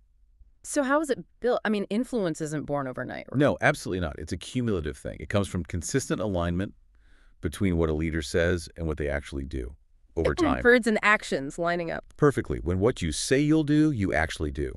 Right. Repeatedly, reliably. That's how trust is meticulously built. It shows reliability, integrity, a real commitment to your stated values. It's not about being perfect, though. No, not perfect, but about being predictable in your commitment. People know what you stand for and that you'll act on it. And just to connect this to your own experience, listener, think about who influences you most. Professionally, personally. It's almost always someone whose behavior consistently matches their promises, isn't it? Yeah, totally. Someone you can rely on because their actions back up their words. Exactly. Building that kind of unwavering consistency. That's your first, most crucial step to genuine, lasting influence.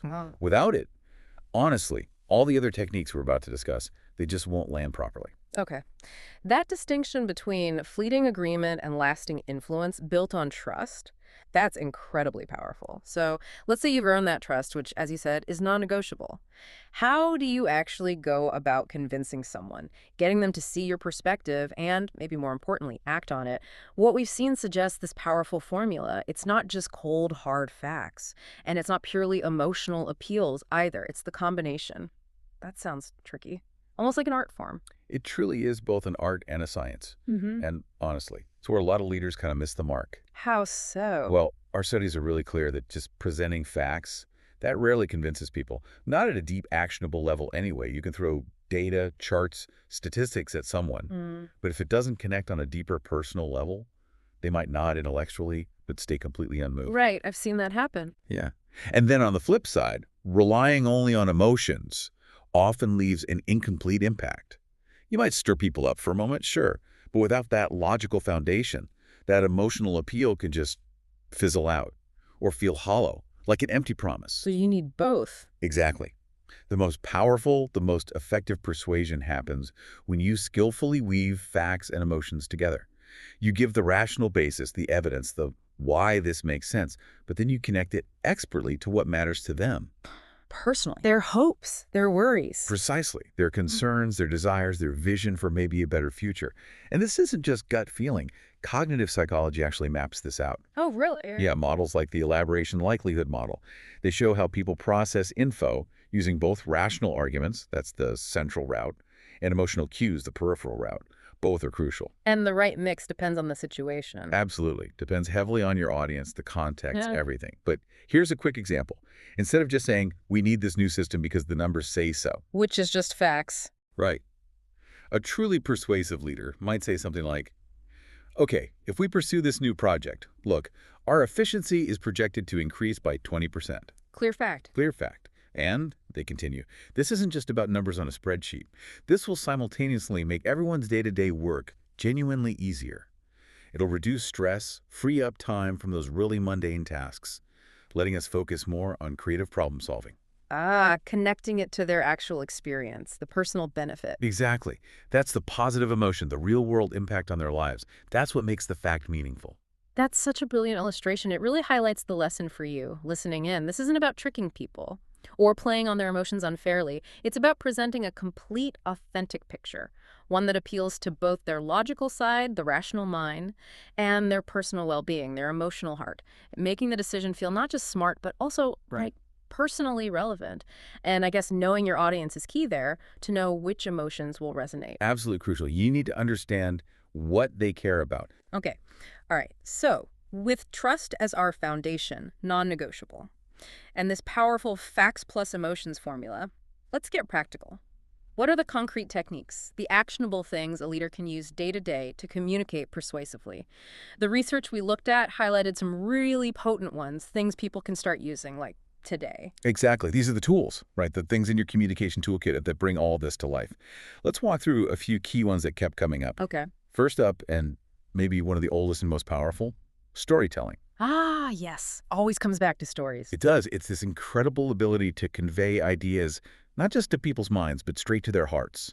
Through narrative, facts inform maybe, but stories. Stories can truly transform. They make abstract ideas tangible, memorable, deeply relatable. What makes a persuasive story work? Well, the effective ones. They often involve relatable characters, a clear challenge or conflict, and then a resolution that subtly reinforces your main point. It makes the message not just memorable, but emotionally resonant. You're inviting someone to experience it with you, creating a shared reality. Okay, storytelling. What else? Next, repetition. Repetition sounds potentially annoying. It can be if done badly, but this is strategic repetition. It's about thoughtfully repeating important points to make sure the message really embeds itself, sticks in the audience's mind. Like a company vision statement. Exactly. Or a key strategic priority. Successful leaders reiterate these things across different contexts, different formats. Key phrases, core ideas, calls to action, repeated with deliberate frequency. Not to nag, but to ensure deep retention and understanding. It builds familiarity, reinforces importance. Got it. Strategic repetition. Then there's social proof. This is a really powerful psychological trigger. You might know Robert Cialdini's work on this. Influence, yeah. The idea that people follow the crowd. Kind of. It's about demonstrating that others are doing it, that people like them, or respected peers, or credible experts. Hmm. They've already adopted an idea or taken an action. Creates a bit of FOMO, maybe, fear of missing out. Or it just reduces perceived risk. It creates this natural inclination for people to think, oh, okay, if they're doing it, it must be okay. Or even good. Yeah. It validates the choice, makes it seem less risky, more desirable. It's that everyone else is doing it effect, but used constructively. Builds momentum. Okay. Storytelling, repetition, social proof, anything else crucial? Yes, absolutely. Clarity. Seems obvious, maybe. You'd think so. But it's remarkably overlooked sometimes. The simpler, the more direct, the more precise your language, Yeah. the greater its impact. Makes it easier for your message to be understood and accepted. So cut the jargon. Definitely cut the jargon. Avoid overly complex sentences, vague statements. All that stuff just dilutes your message. It forces your audience to work harder. Which is the opposite of persuasion. Exactly. Clear, concise communication cuts through noise, ensures people grasp exactly what you mean, which is vital if you want them to act. So these aren't just theories, then? Not at all. These are actionable strategies, things you can consciously integrate into daily communication, presentations, meetings, one-on-ones. Mastering these can seriously boost your persuasive power, lead to much better outcomes. That's a really powerful toolkit. Storytelling, repetition, social proof, clarity, built on trust, and that facts plus emotions blend. So what does this all really boil down to? Ultimately, influence isn't just about getting people to nod along or agree with you intellectually, is it? It's about getting them to act. Our exploration was super clear on this. True influence culminates in action.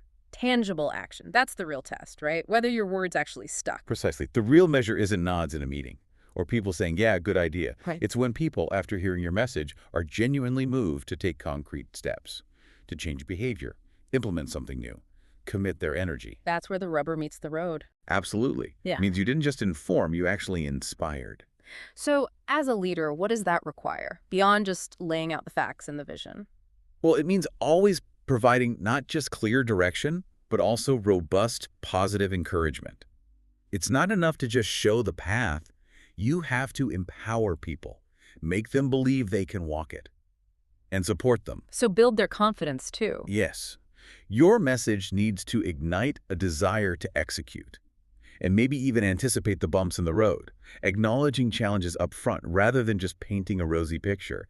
That can actually strengthen conviction, prepare people for the effort. That's a great point. Managing expectations while still inspiring. Right. So connecting this back to you, the listener, whether you're leading a huge team, a small project, or just navigating a tricky conversation, your ultimate goal should be to inspire meaningful action.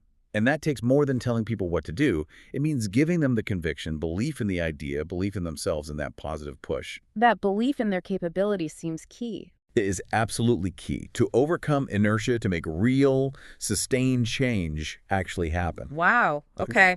So this whole deep dive, it's really shown us that a leader's greatest strength isn't position or authority. Not really. It's the mastery of ethical persuasion, a skill built on that unshakable bedrock of trust, honed by smartly combining facts with emotion, and delivered powerfully through clear, engaging communication.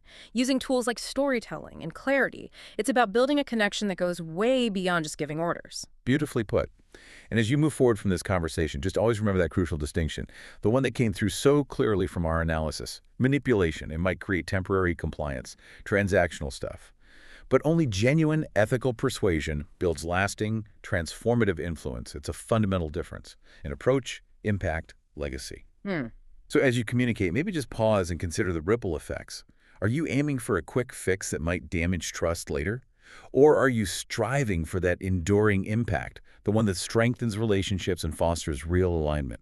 That's a truly powerful thought to leave us with, a real gut check. And it leads perfectly to the next question, doesn't it? If persuasion helps people take that initial action, how do we inspire them to stay engaged, to stay motivated, committed, especially when things get tough over the long term? Because that's where we're headed in our next deep dive. We'll explore exactly that. We'll dive deep into why storytelling, which we touched on today, why it's often exponentially more powerful than any speech or presentation for sustaining that long-term inspiration. So as you go about your week, maybe think about the stories that have genuinely moved you, the ones you still remember, the ones that shaped your perspective. How can you start to leverage that incredible power of narrative in your own leadership, not just to get people moving, but to keep them inspired and committed for the long haul? Have you ever noticed this? You sit through a presentation, right? Packed with data, graphs, important stuff. And maybe an hour later, you realize most of it's just poof, gone. Oh, absolutely. Happens all the time. But then someone tells a simple story, maybe about, I don't know, a challenge they faced or some little insight they had. And that story, it sticks with you, like for years sometimes. It feels like our brains are kind of biased. That's a great way to put it, a bias towards narrative. So today, that's what we're diving into, this often underestimated but really profound power of storytelling, specifically as a tool for leadership. We're digging into the Storytelling for Leaders, Inspire Action chapter, and really our goal here is to get under the hood. Not just the storytelling works, but the deep why. Why does it inspire people to actually do something? It's such a crucial area, honestly. And I think, well, a lot of leaders maybe overlook it, especially now with so much data everywhere. We're almost conditioned to think, more facts equals more persuasive. Right, the data dump approach. Exactly. And look, data is vital. It's the foundation. You need it. But what often gets missed is that facts alone, they rarely create that emotional buy-in. There's this deeper layer, maybe more primal, in how we humans process information. And that's where stories they really shine. They don't just inform, they can actually transform. Transform, I like that word. Okay, let's unpack that because it does feel a bit counterintuitive maybe. Yeah. In our data-obsessed world, why are our brains seemingly hardwired to grab onto a narrative more than, say, a spreadsheet? Yeah. What is it about a story that gives it that sticking power? Why does it linger when the numbers fade? What's actually happening up here? Yeah, it really boils down to how we've evolved. The source material is pretty clear on this. Humans are fundamentally wired, like predisposed to remember narratives. I mean, think about our history. Long before writing, definitely before data points, how did we pass things on? Stories, songs. Exactly. Survival knowledge, history, culture, warnings. Don't eat those berries. Remember what happened to Og? It was all stories. And when you hear a story, your brain isn't just lighting up the language bits. It's firing up areas linked to sensory experience, emotion, even motor skills sometimes. It's almost like you're living the story a little bit yourself. Oh. Yeah, there's this thing called neural coupling. Mm-hmm. A good story can literally sync the listener's brain activity with the storyteller's. It's wild. Okay, that's fascinating. Facts, though. They often lack that emotional anchor, that experiential hook. They're abstract. They might hit your logical side, sure, but they don't really tap into that deeper, narrative-hungry part of the brain. So data gives us information, but a story, it can give us a felt experience, something that becomes part of us. A felt experience. That's a really powerful distinction. I can immediately think of times, hearing a statistic, knowing it's important, but it just washes over me. Then maybe a colleague shares a quick personal story that illustrates that same point, and suddenly, bang, I get it, I care. Right. So if our brains are wired this way, what are the specific, tangible outcomes a leader can expect if they consciously use stories strategically? Because it's clearly not just about being entertaining, right? There have to be concrete results leaders see when they do this well. Oh, absolutely. It's way beyond entertainment. It's about tackling some really persistent leadership headaches. The source points to 4 key functions where stories aren't just helpful, they're almost indispensable. First, stories provide a clear vision. You know how leaders talk about mission statements, strategic plans? Sometimes a bit abstract. Right, they can feel abstract. But a story, it paints a vivid picture of the future, makes those goals tangible, relatable. It's the difference between saying, we need to increase market share by 5%, and telling a story about a specific customer whose life was genuinely made better by what your team does. Yeah, I can immediately feel the difference. One is a number, the other is human. Exactly. Second, stories emotionally connect people. On any team, you need more than just shared tasks, right? You need shared purpose, empathy. That we're in this together feeling. Yes. Stories build those bridges. They foster that we over me mentality. They help people understand each other's viewpoints, challenges, motivations. Data just can't do that. It builds trust. Third, and this is critical in tough times, during adversity, stories offer crucial motivation and resilience. Yeah. When things get hard. When things get hard, a leader can share a story. Maybe about a past company triumph or overcoming huge odds or just reinforcing the core values. These narratives remind people of their collective strength. They inspire folks to keep pushing when the way forward looks kind of murky. That's so true. I've definitely been in situations where, Hearing a story about someone else overcoming a similar struggle totally reframed our own challenge, made it feel possible. Precisely. And the last one is that stories simplify values and lessons. They make complex ideas easy to grasp and remember. Think about it. Instead of a dense policy document, you get a core principle wrapped up in a memorable narrative. Like fables or parables almost. Exactly like that. They distill complex wisdom into simple, unforgettable truths. And these aren't just, soft benefits. These are direct impacts on how well a team works together, stays aligned, stays motivated. It's about effectiveness. Leaders who get this aren't just communicating, they're creating a shared reality that actually moves people to act. That's incredibly insightful. I think, many of us feel intuitively that stories are powerful, but seeing it broken down like that as direct fixes for leadership problems, that's a real aha moment. But okay, let's be real. Not every story lands, does it? I've definitely told stories where I thought this is great and just crickets. Oh, absolutely. We've all been there. So here's where it gets really interesting for me. We know why stories work, in theory, and what they can achieve. But what makes a story truly, genuinely powerful? Are there specific ingredients? Things that lift a basic anecdote into an inspiring, action-driving leadership tool? Because there's a huge difference between just rambling and actually resonating. You're spot on. Not all stories are created equal, and this is where the craft comes in. The source gives us 3 essential characteristics. These really differentiate a powerful, action-inspiring story from one that's just a story. First, a powerful story needs to be simple and clear. No. A lot of leaders fall into this trap thinking a good story has to be long, or super intricate, or really dramatic. But often, the best ones are brief, focused. They cut right to the core message. In leadership, clarity is just paramount. Because if people are confused, they hesitate. They don't act. You want the message to be like a laser beam, not a floodlight scattering everywhere. Got it. So distillation, less is often more. Exactly. Less is more. Second, it absolutely must be relatable. Relatable. How so? The audience has to connect with it somehow. They need to see themselves or their experiences, maybe their aspirations, reflected in that story. If they can't find that connection point, it's just someone else's tale. It might be interesting, maybe, but it's not a call to action for them. Relatability can come from shared experiences, sure, or common human emotions, joy, fear, struggle, or even just aspirational stuff that makes the listener think, yeah, I want to be part of that future.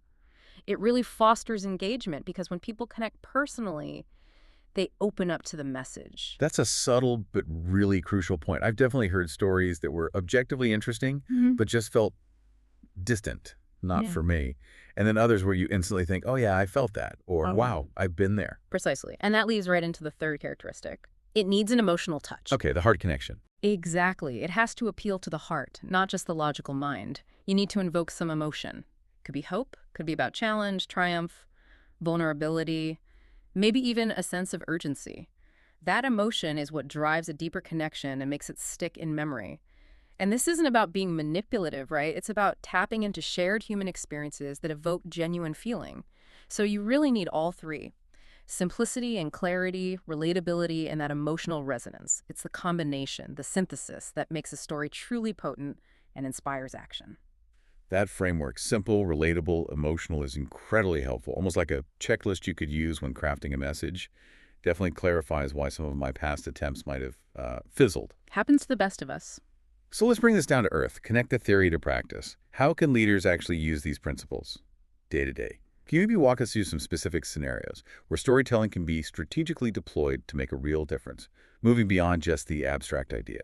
Absolutely. And the source offers some really good tangible examples here. Okay, so one common scenario is explaining the vision. We touched on this.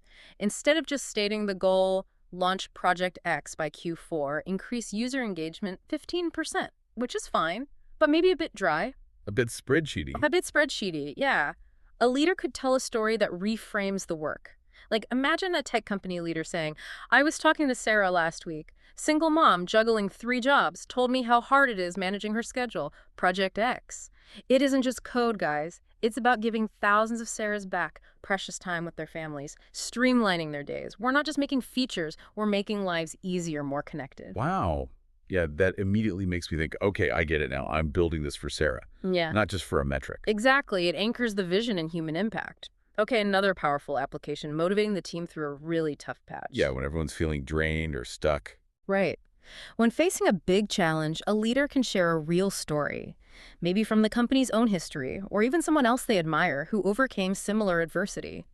For example, during a super grueling project, the leader might say something like, this reminds me of when we launched our very first product. We hit this massive last-minute bug, threatened everything, people were exhausted, pressure was insane, but we had Maria. Remember Maria? Junior engineer back then. She basically lived here for 72 hours straight, fueled by bad coffee and sheer will. Found the flaw, saved the launch. It wasn't just about the code, it was her grit, her belief in what we were doing, her trust in the team.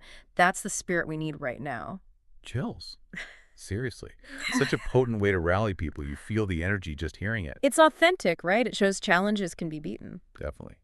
Okay, what about encouraging change? That's always a tough one. People resist change. Oh, hugely difficult. But again, a story, or even just an analogy used well, can normalize it, make it feel less threatening. So, say a company needs to pivot its strategy. Instead of just presenting a cold business case, the leader might frame it like this. Think about a river. As the landscape changes, the river adapts its course, right? Finds new paths, carves out new opportunities. Well, we sometimes need to adjust our flow too. This new strategy isn't about abandoning our destination. It's about finding a stronger, maybe more efficient route to get there, using the new terrain we find ourselves in. Ah, I like that. Makes it sound natural, almost inevitable, not like a disruptive shock. Exactly. It rationalizes the change, makes it less daunting, frames it as part of a natural process. So these kinds of practical applications really show how stories take abstract things like vision, motivation, change, and turn them into actionable meaning. They're invaluable tools. Okay, so pulling this all together then, bringing it back to our core question for this deep dive. We've talked about the brain science, the outcomes, the key ingredients, the practical uses. What's the fundamental bottom line reason storytelling is just so uniquely effective, especially in driving action?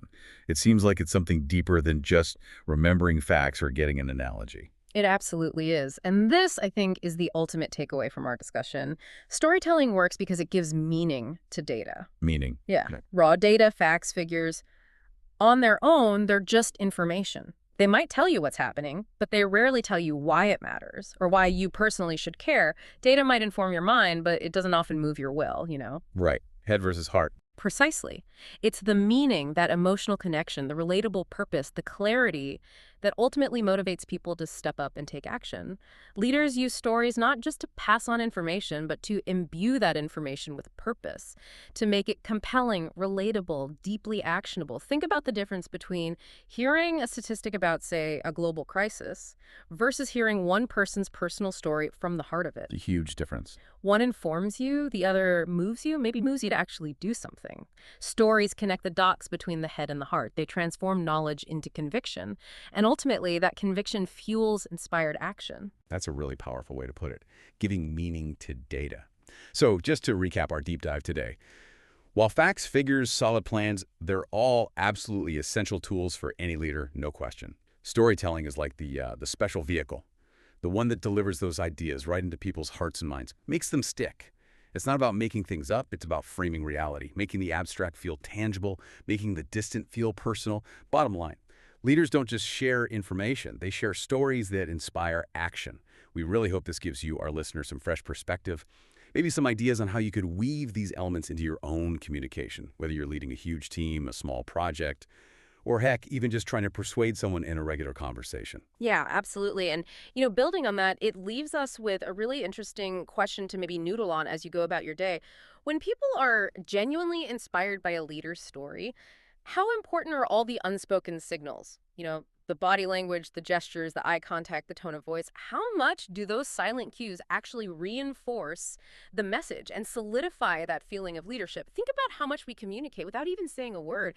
It really makes you wonder about all the layers involved in leadership communication beyond just the words themselves, doesn't it? Have you ever really stopped to think about how people form opinions about you, like right away, before you even say anything? It's fascinating, isn't it? Your face, whether you make eye contact, how you stand, even just, how you move your hands, they're all sending signals. They're telling a story long before your actual words kick in. And that silent influence, that ability to convey meaning without speaking, that's what we're calling nonverbal leadership today. It's this hidden power. That's the focus of our deep dive. Exactly. And for this deep dive, we're pulling some really key insights from the silent power of nonverbal leadership, specifically a section that gets right into these nonverbal cues.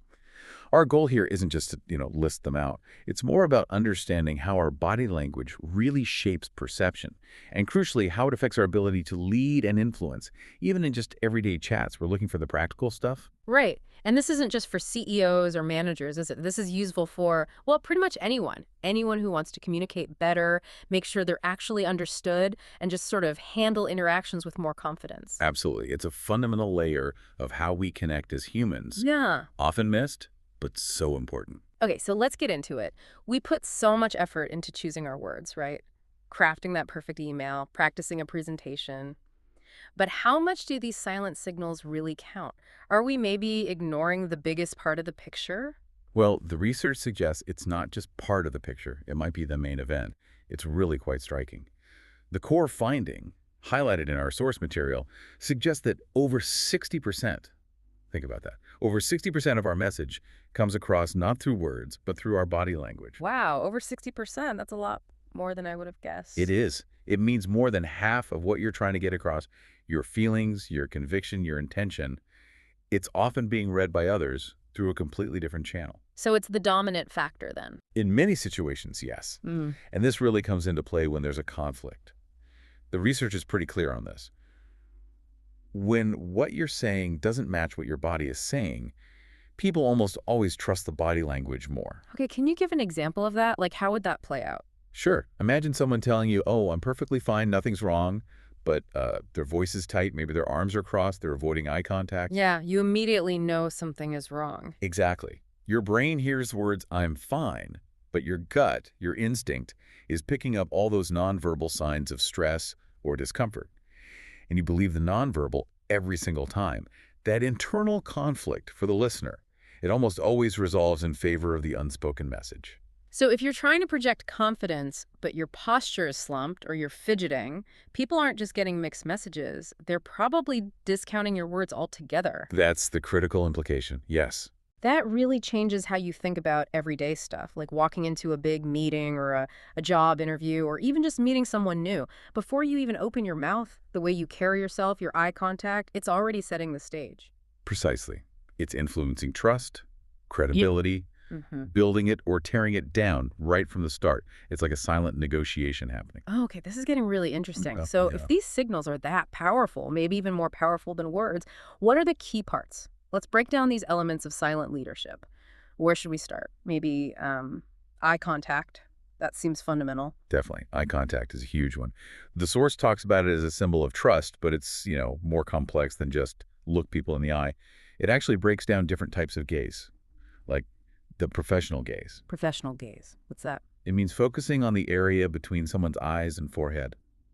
In a formal setting, this signals seriousness, authority, focused attention, but without being overly intense or aggressive. Ah, okay. So it's different from just staring into someone's eyes, which might feel too personal or confrontational in a work context. Exactly. It creates connection and invites dialogue, but maintains a certain professional boundary. It's different from a social gaze, which might be more direct eye to eye, or those quick, fleeting glances that can suggest you're nervous or unsure. That's a useful distinction. So it's not just if you make eye contact, but how. But you mentioned intensity. Yeah. Can you overdo it? Oh, absolutely. The source definitely warns against that. A constant, unblinking stare doesn't read as confident. It reads as aggressive or maybe even creepy. It makes people feel uncomfortable, like they're under interrogation. Yeah, I can see that. But then the opposite is also true. Avoiding eye contact altogether. That often comes across as shady or lacking confidence, maybe even like you have something to hide. So it's a balancing act, finding the sweet spot. Exactly. The goal is genuine connection. Yeah. Hold their attention, show sincerity, but break contact naturally now and then. It needs to feel authentic, not forced. Foster rapport, don't create unease. Okay, that makes sense. Connection, not intimidation. Moving on from the eyes. Our whole body talks, right? Posture, how important is that? Hugely important. Your posture sends immediate signals.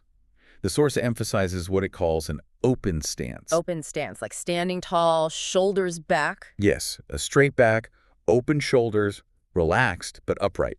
It doesn't just project confidence, it actually signals that you're approachable, receptive, willing to engage. Interestingly, adopting an expansive posture like that can even affect you internally. It can make you feel more capable. Really? So your posture can influence your own mindset. That's It fascinating. is. There's a feedback loop there. Okay, so what about the opposite then? We all know the look slumped shoulders, maybe arms crossed. What message does that send? Well, it sends a very different message, doesn't it? Slumped posture, crossed arms. That's classic closed body language. It Hmm. signals insecurity, maybe disinterest, or feeling defensive. Right, like putting up a barrier. Precisely.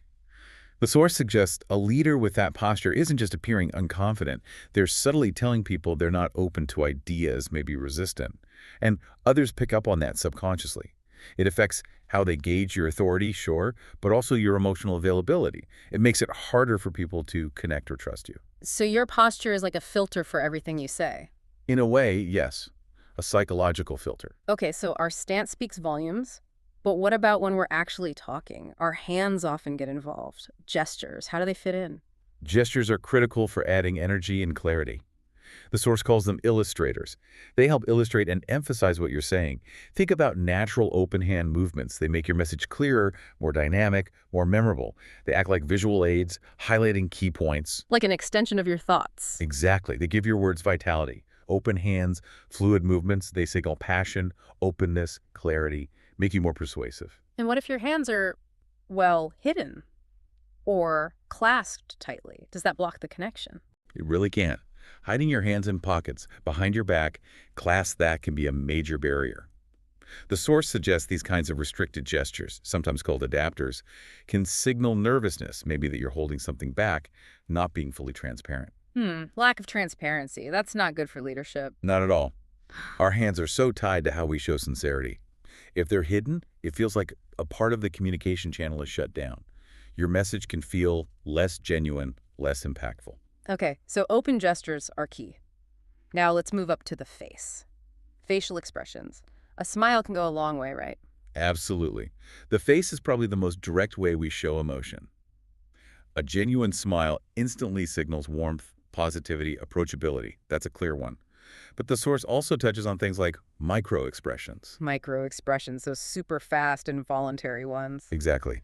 They can sometimes betray our true feelings, even if we're trying to project something else. For a leader, it's not about suppressing emotion, but making sure your expressions are aligned with your message. Authenticity is key. So a calm, neutral expression can be powerful too, in certain situations. Yes, definitely. In high-pressure moments, a neutral face can signal balance, control, thoughtfulness. It reassures people. But again, the most important thing is that it feels genuine. If your expression feels fake or forced, it immediately breaks trust. Right, authenticity again, which makes me wonder, can you be too expressive, like trying too hard? Does that backfire? That's a great point. And yes, the source warns against that. Hmm. Overly animated, exaggerated expressions can come across as insincere, maybe even theatrical. Like you're putting on a show. Exactly. The key word is congruence. Your facial expression needs to match your words and the situation naturally. It should reinforce your message, not distract from it. It's about being real, not performing. Okay, congruence, that makes sense. Yeah. Now with the last one, and this one feels a bit different, silence. How can the absence of sound be a communication tool for a leader? This is where it gets really subtle and powerful. The force argues strongly against the idea that leaders need to fill every single gap with talk. Instead, it highlights the strategic use of pauses. Intentional silence. Strategic silence. Yes. A pause gives people a moment to think, to actually process what you've just said. It lets the message sink in, land properly. So it adds weight. Absolutely. It adds weight and depth. It signals that you're confident, patient, that you respect the listener's need to reflect. It's not rushing. A leader who isn't afraid of silence can actually command more attention. It can convey seriousness or even encourage others to jump in and contribute. It changes the whole dynamic. That's fascinating. So it's not just an awkward gap, it's a deliberate technique. It raises the question then, not just when to speak, but when is silence actually more effective? Precisely. It's a tactical shift. Sometimes that quiet space is where the real understanding happens. It takes confidence to use it well. So let's wrap this up a bit. What's the main takeaway for you, the listener, from all this? Connecting the dots, it seems pretty clear that nonverbal communication isn't just some nice-to-have skill, it's core. It's this silent power that's always at play. Absolutely. With this deep dive into the silent power of nonverbal leadership really underscores is how all these elements, The eye contact, the posture, the gestures, expressions, even silence, they all work together. And often, their combined impact is much stronger, much more immediate than the actual words you use. More persuasive, even. Definitely more persuasive. Understanding this stuff isn't just interesting theory. It's like getting a shortcut. A shortcut to being much more effective in how you interact and influence people because you're aware of this whole other channel of communication. It's about using your whole presence. Exactly. Leveraging every part of your communication toolkit. That's really something to think about.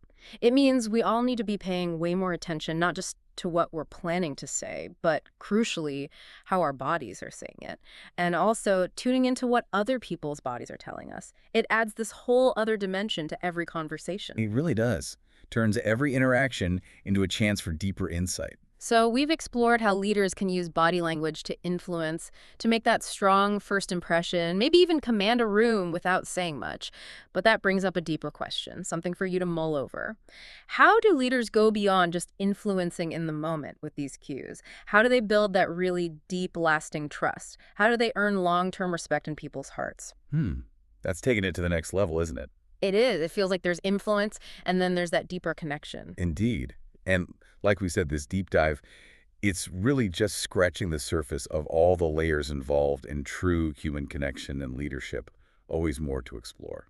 Thank you for joining us on the deep dive. We hope this gives you a fresh look at the incredible power of the unspoken word. Welcome to the deep dive. This is where we take your sources articles, maybe some research, even your own notes, and we really sift through them. Yeah, we try to pull out the key insights, cut through all the noise, and just get straight to what really matters. Okay, so let's kick things off today with a question. It might challenge, some common ideas about leadership. Okay. Do you believe people follow a leader just by listening to their words? I mean, we hear so much about vision statements, compelling speeches. Right, the power of rhetoric. Exactly. The idea that if you just say it clearly enough, everyone just sort of falls in line. But what's really fascinating looking at the material we reviewed is how quickly it moves away from that. The sources, well, they make it pretty clear. That real connection, the kind that actually gets people moving, it's not mainly built on words. So what is it then? It seems to come down to the leader's character. And fundamentally, it's trust. Trust. Absolutely. That really makes you rethink the whole basis of influence, doesn't it? It does. So our mission for this deep dive is to explore building trust and long-term influence. We're going to dig into why trust isn't just, a nice to have for leaders. It's more like the essential currency, right? Exactly, the Yeah. essential currency. Without it, any impact you make is, well, likely very short-lived. So, yeah, let's unpack this. Okay, where do we start? Well, the first major point from the sources really hits hard on just how indispensable trust is. Right. Think about it. Without trust, any influence a leader thinks they have is incredibly temporary. Yeah, sleeting. You might get people to listen, maybe even comply for a bit. Because they have to, perhaps. Position power. Exactly, but it's not genuine buy-in. It's more transactional. It's not coming from a place of real commitment. And the sources suggest people only truly follow from the heart, put in that real energy, if they're convinced the leader genuinely cares about their well-being. Without that deep-seated belief, any influence is just, it's like a ripple. Looks big for a second, then it's gone. They might go through the motions, sure. But the engagement, it stays superficial. That's such a critical distinction, doing something because you have to versus because you want to, because you believe in it. Yeah, and the research seems to consistently show trust builds that much deeper connection. It's not just compliance. It leads to real inspiration. It's tapping into that deeper commitment, creating a sense of shared purpose rather than just, checking boxes. Precisely. Yeah. And, well, this leads us right into a key area where, frankly, a lot of leaders stumble. Which is? The critical link between what a leader says and what they actually do. The say-do gap. Exactly. The material really emphasizes that if there's a mismatch there, it doesn't just weaken respect, it actively dismantles it over time. It's like a slow leak, isn't it? You might not see the damage right away, but eventually the whole thing gives way. Your sources put it so powerfully. Consistency equals trust. It's a simple equation. Deceptively simple. Yeah, but putting it into practice is tough. We often forget consistency isn't just what you do, but how reliably you do it. Especially, when things get tough or maybe when no one's looking. And the examples provided were quite telling. Imagine a leader who talks a big game about honesty and transparency. Okay. Holds town halls, encourages feedback. Right. But then, behind closed doors, maybe in private meetings, that same leader holds back key information. Or they play office politics that completely contradict their public stance. Yeah, I can see that. The sources show the team just won't feel inspired, ever. That gap between the values they talk about and how they actually behave, Yeah. it becomes this huge canyon. And you can't bridge that with just nice words. No. It makes you ask, if your actions constantly undermine your message, can you really inspire loyalty or innovation? People trust what they see you do consistently, not just what you say you'll do. Okay, so this is where the insights get really actionable. Your sources lay out these three sort of foundational pillars for building that long-term influence, things that go beyond just charisma or your title. Yeah, these are the bedrock principles. And they're not vague ideas. They're actual principles that, if you apply them consistently, build a really solid foundation. Okay, so the first pillar is integrity. Right. The sources define this as, well, always speaking the truth and consistently doing what's right, even when it's difficult, even when it's unpopular. It's about having that unwavering moral compass guiding everything, every decision, every interaction. Regardless of the cost or how convenient it is. Mm-hmm. Standing firm on your values, especially when it doesn't benefit you. It's like your core ethical code. And building right on top of that, the second pillar, consistency. Mm. This means holding on to the same values, the same standards, the same behaviors, again and again, over time. It's not just doing the right thing once in a while. No, it's demonstrating that reliability across different situations under different pressures. It's that predictability in a good way that builds reliability. People learn they can depend on you. They build confidence you'll act a certain way. It creates stability, which is where trust can actually grow. Yeah, without consistency, integrity might just look like a fluke, right? Not a real value. That's a great point. And the third pillar, which the sources really stress is often missed but is so powerful, is care. Care. Tell me more about that. It's about showing genuine interest in people, their growth, their well-being, their development professionally. So moving beyond just the tasks and performance metrics. Exactly. It shifts leadership from being purely transactional, assigning work, monitoring output, to showing real empathetic concern for the individual, seeing the person, not just the employee number. And when leaders genuinely invest in their team like that, offering support, mentorship opportunities. The research indicates a huge jump in loyalty and commitment. It signals you value them as people, not just, cogs in the machine. Those three pillars, integrity, consistency, care, they really set the stage.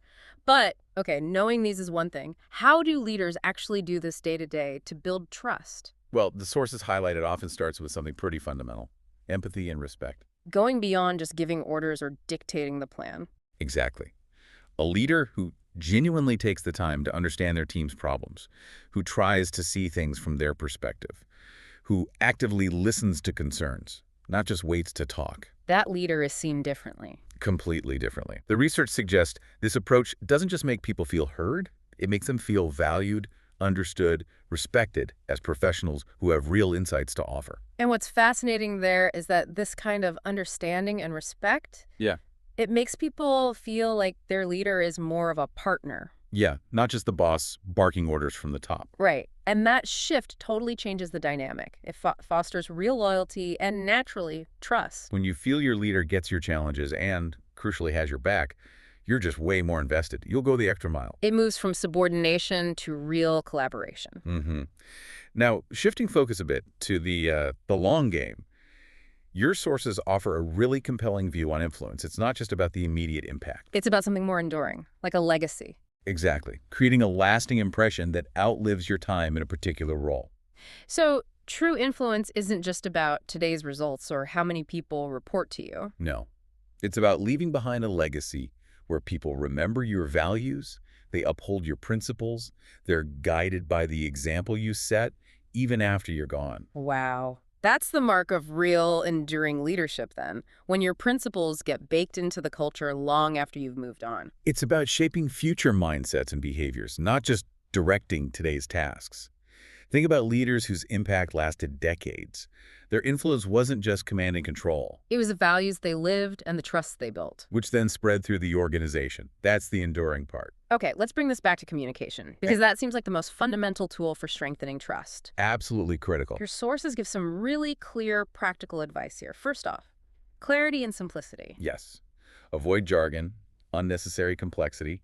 Just communicate in a way that people get immediately. Leaves less room for misunderstanding. Because ambiguity breeds mistrust, right? Definitely. Yeah. And, critically, the sources hammer this home. Avoid empty promises. Only promise what you can actually deliver. Broken promises, even small ones.